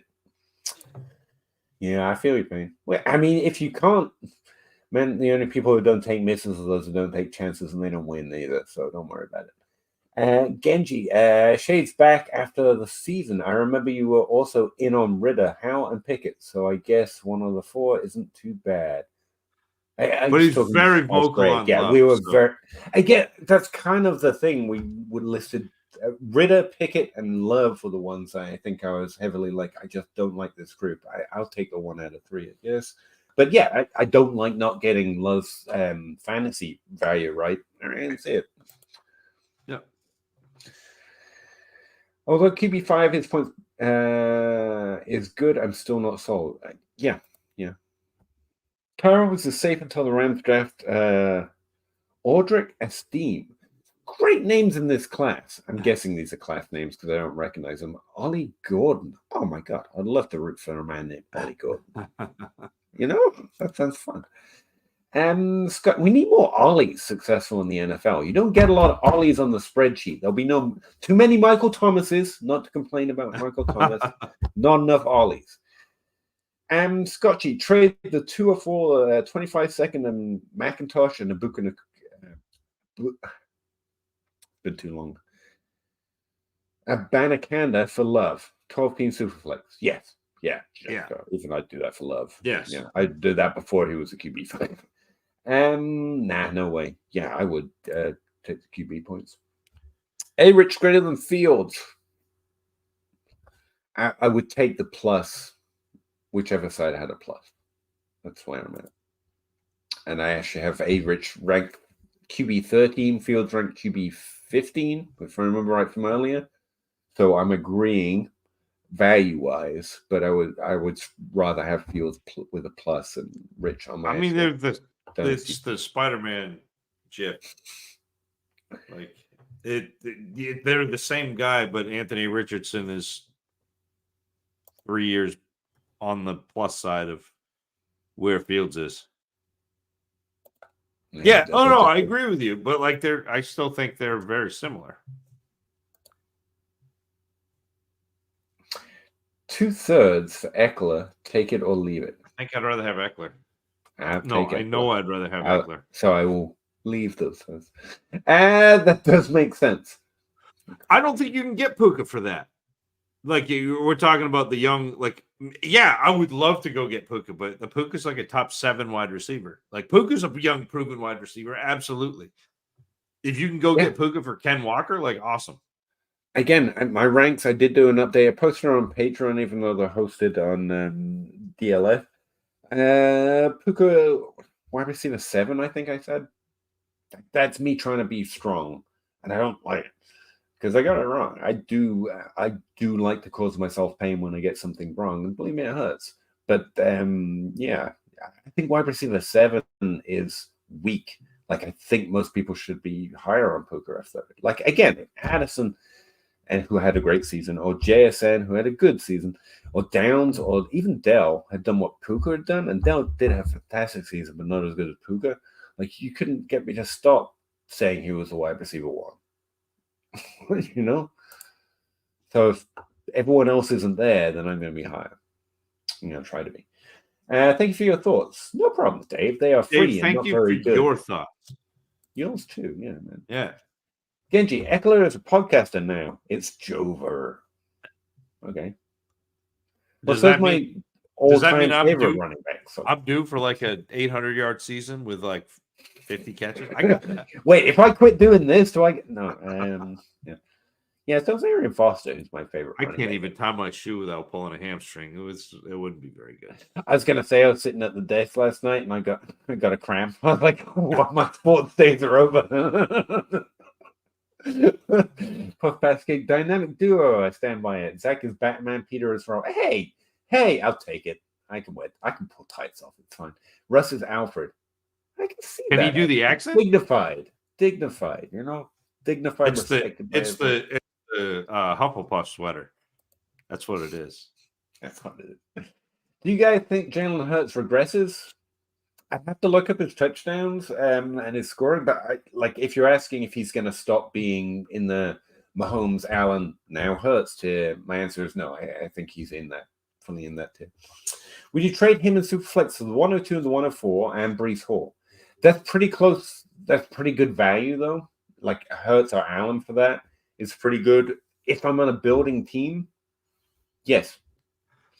Well, more building. I wouldn't even have to be like bottom 5. If I'm in that 70%, yeah, that's good value, even for that level of quarterback. You want to hear something wild? Last year, Hurts through 15 games was 66% or 66.5% completion, threw for 3,700 yards and 22 touchdowns. This year, through 16 games, 66% complete, 3,800 yards, and 23 touchdowns. Like he's basically had the same year. Like he hasn't had the same year because he's had a few more interceptions, but like he's been pretty darn consistent. And regression is it depends what you mean by regression is a specific thing where you're basically outkicking your coverage by getting too much for too little in some fashion. I don't think Hurts crosses any of those. He's not scoring too many touchdowns per times is in the reds. I think he's just this good, or the team is performing that well under his quarterbacking. So I don't think there's any major call for regression, but I'd have to check it out for sure. Wow, what an offer. Yeah, it's really, again, I was expecting to say no because it hurts, but that's a really solid all-round offer. Zach quoting Hook, I'm very glad I got him out of this. Yeah. I got that out of him. you hit a solid game. I want a cookie. I want a party. Me, Yeah. me, mine, now. It is the best iteration. Gabe Davis. Question mark? Yes. That's valid. Solid Is that a value. PFF thing? Yeah. Probably McCall Harmon. Dead. Last one. LMAO. He's jobless next season. Oh, Gabe Davis. He's a deep I'll threat. hold on to the He roster. does that sort of thing. That skill set's more valuable to the NFL than us. You gotta remember that as well. It's honestly not unvaluable to us. Like, it has value, but it has value. No, good point. And so, look, Toronto Dave is in the chat. Toronto Dave and I have had this conversation about Gabe Davis. Gabe Davis is beautiful when he's your wide receiver 3. I was going to say, I think Genji's going too far here with deep league best ball. I'm not 12-team Dynasty as a flex. Absolutely, because look, he's going to have games where he gets you 5. So is every other time. Derrick Henry got me 6 points in the championship. Quarterbacks get you 5. Yeah, so that's fine. But Gabe Davis can also go 4 catches for 120 yards and 2 touchdowns. And he does that 3 times a year, and you win your league you win your week because he did that. That happens. I want I want those variance plays, but I don't want him to be my wide receiver 2. Vintage Vitamin J. I don't think so. I think Hurts hasn't. I mean, if he's peaking for 2 or 4 years. And again, I would have to check out those 20-yard touch rates. But I think he's scoring touchdowns relatively average. He's also passing yards as well as running yards, which are fairly consistent. No, I don't think. I think we're just in the Swift. I think we're just in the Hurtsian area. It's Allen, Hurts, and Mahomes, and anyone who doesn't believe Hurts belongs in that category trades them to me because I that's how I will value. That's how I was valuing this offseason. How I value him now.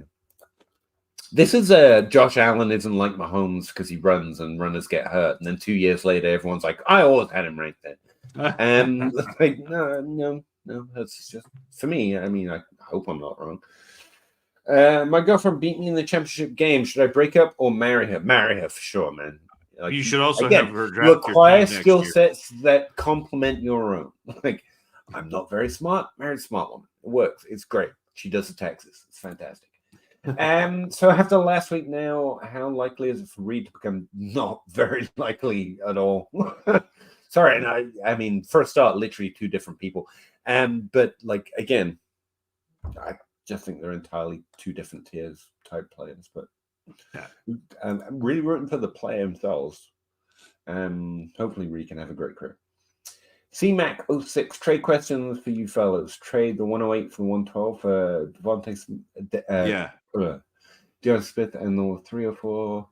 Yeah, absolutely. I'd rather have Devontae Smith. Even though the 108's fine, but I'd rather have Devontae. It's inside those 9 in a super. It is, but Devontae Smith is inside those 9 too. It's a boat, maybe a boat thing. Yeah.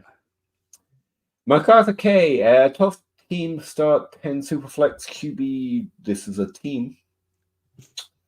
True. I got the 101. Gonna get Caleb Williams. Nice. Solid starting off decisions. I mean, like we were saying, maybe check out Harrison Jr. Allow yourself to dream, but that would be the solid answer 9 times out of 10. Got the 201, the 202. What should I do to contend next year? I really have to see this draft class. Those are 2 very strong second-round picks, though. So, don't make fast, rash decisions right now. It's a long off season, and it sounds like a class where you could scoop some value in the early second round. But again, I'm going to have to get deeper into this class before I have a strong opinion. What should you do to get competitive for next year? It looks like running backs are the pieces in this. I don't know who tight end Mayer. Running backs and tight ends would be the places. Quarterback. Well, but he's going to draft Caleb Williams and Richardson. That true. But that's the thing. I'm a little sketchy on how right now. I think I like the end of that season. Richardson, you know where I'm at, and Trey Lance isn't a thing. Neither McKeel. Right. Neither's Malik Willis. He and Trey Willis. Lance are having a race. So I would be adding, subtracting. I would be trying to deal these two so that with Williams, you get, I mean, we've got so many right now that you go fishing for a bunch. Dak, he's old. See if he's on a team that doesn't like age right now because of where their situation's at. Or you've got Lawrence, who just had a bad season. Herbert, who got hurt. Joe Burrow got hurt. Kyler, who disappointed. I don't think so, but some people might still be slightly down on Kyler according to ranks. Like I would go get out shopping on only quarterbacks to add with Caleb, and you've got the horses, Howe and Richardson. Both of them have upside. Howe had a fantastic season, fantasy wise, and Richardson, all the upside. Seriously, legitimately all the upside in the world, just like it was with the draft. So you've got the horses to add one of those guys to Williams. That would be my first thought. Because like you said, Roshan Johnson, your running backs are, like Zach said, you need improvement here, but that's the part I would look for last. And your wide receivers are solid and young, better than solid. Flowers, Addison, Wilson, plus JSN. Like I would try and lock in that QB. And also hope to do something at running back, like Zach said. But my first move here, my first thought, your tight ends need work too. I would start at the beginning. I would start at quarterback. You've got wide receivers. Let's lock in quarterback and then focus tight end and then go for running back. As an order, you can try and do them in any particular order, but that's kind of my priority list. I also have Quentin Johnson. Trade him away for what you can get. Add him to Richardson to a building team. See if you can get one of your top 5 quarterbacks. Not and one of your top 5 quarterbacks. League's PPR no tight end premium, which again gives you the room to just say might develop. It doesn't have to be the priority improvement right now or even after quarterback. It helps me focus quarterback personally. Genji, Kevin, is a Reed Diggs comp coming from the player profile athletic comp? I don't know. Maybe. I mean, I was unaware of that. So it was a popular comp with JJ and Harmon as well, if I'm not mistaken. Really? Okay. Like he's good. Like I've disagreed with both. Good, super athletic, like great after the catch. Diggs is another echelon, though. I think maybe not. Rankings wise, I've never spoken to Matt Harmon, but we've disagreed here and there. But I can't speak to it. Last time, just with JJ, it was Terrace Marshall, I think. Hey, down the both of those guys are better at this than me, to be clear. But I'm just saying, like, those are 2 heavy names to throw out. Just to point out, they have a few misses, as well. So. Like it's okay. I was just panicking, but it's okay that I have a little bit of a difference of opinion there. I think Reed's solid. I don't think he has. Actually, no, that. I remember listening to JJ's podcast talking about Reed and reasonable expectations for Reed. I can't imagine he was saying he was going to have Stephon Diggs' career, but maybe I'm wrong.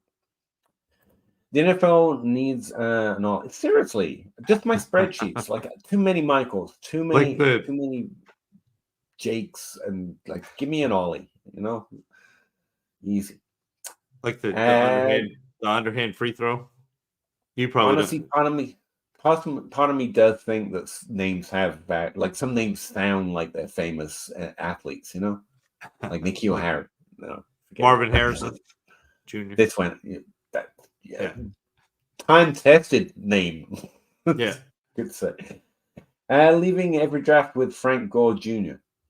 That sounds pretty fun. Regarding Hurts' regression, he seemed to vulture touchdowns on the one. I'll look at it, but I strongly suspect that we'll be saying it the other way as Swift scored them. I mean, touchdowns are funny, always regressing. Till he gives the 0-3 straight weeks. Till he gives 0-3 talking about Frank Gore, yeah. Peter hates Jaden Reed. Don't hate. Had him ranked over Rashee Rice. Finally that pays off. No, I liked him a lot. Literally, I have a sleeper video for this year's rookie class pre-draft where I named Tank Dell, Jaden Reed, and Rashee Rice. There you go. You hit it. I actually did all 3.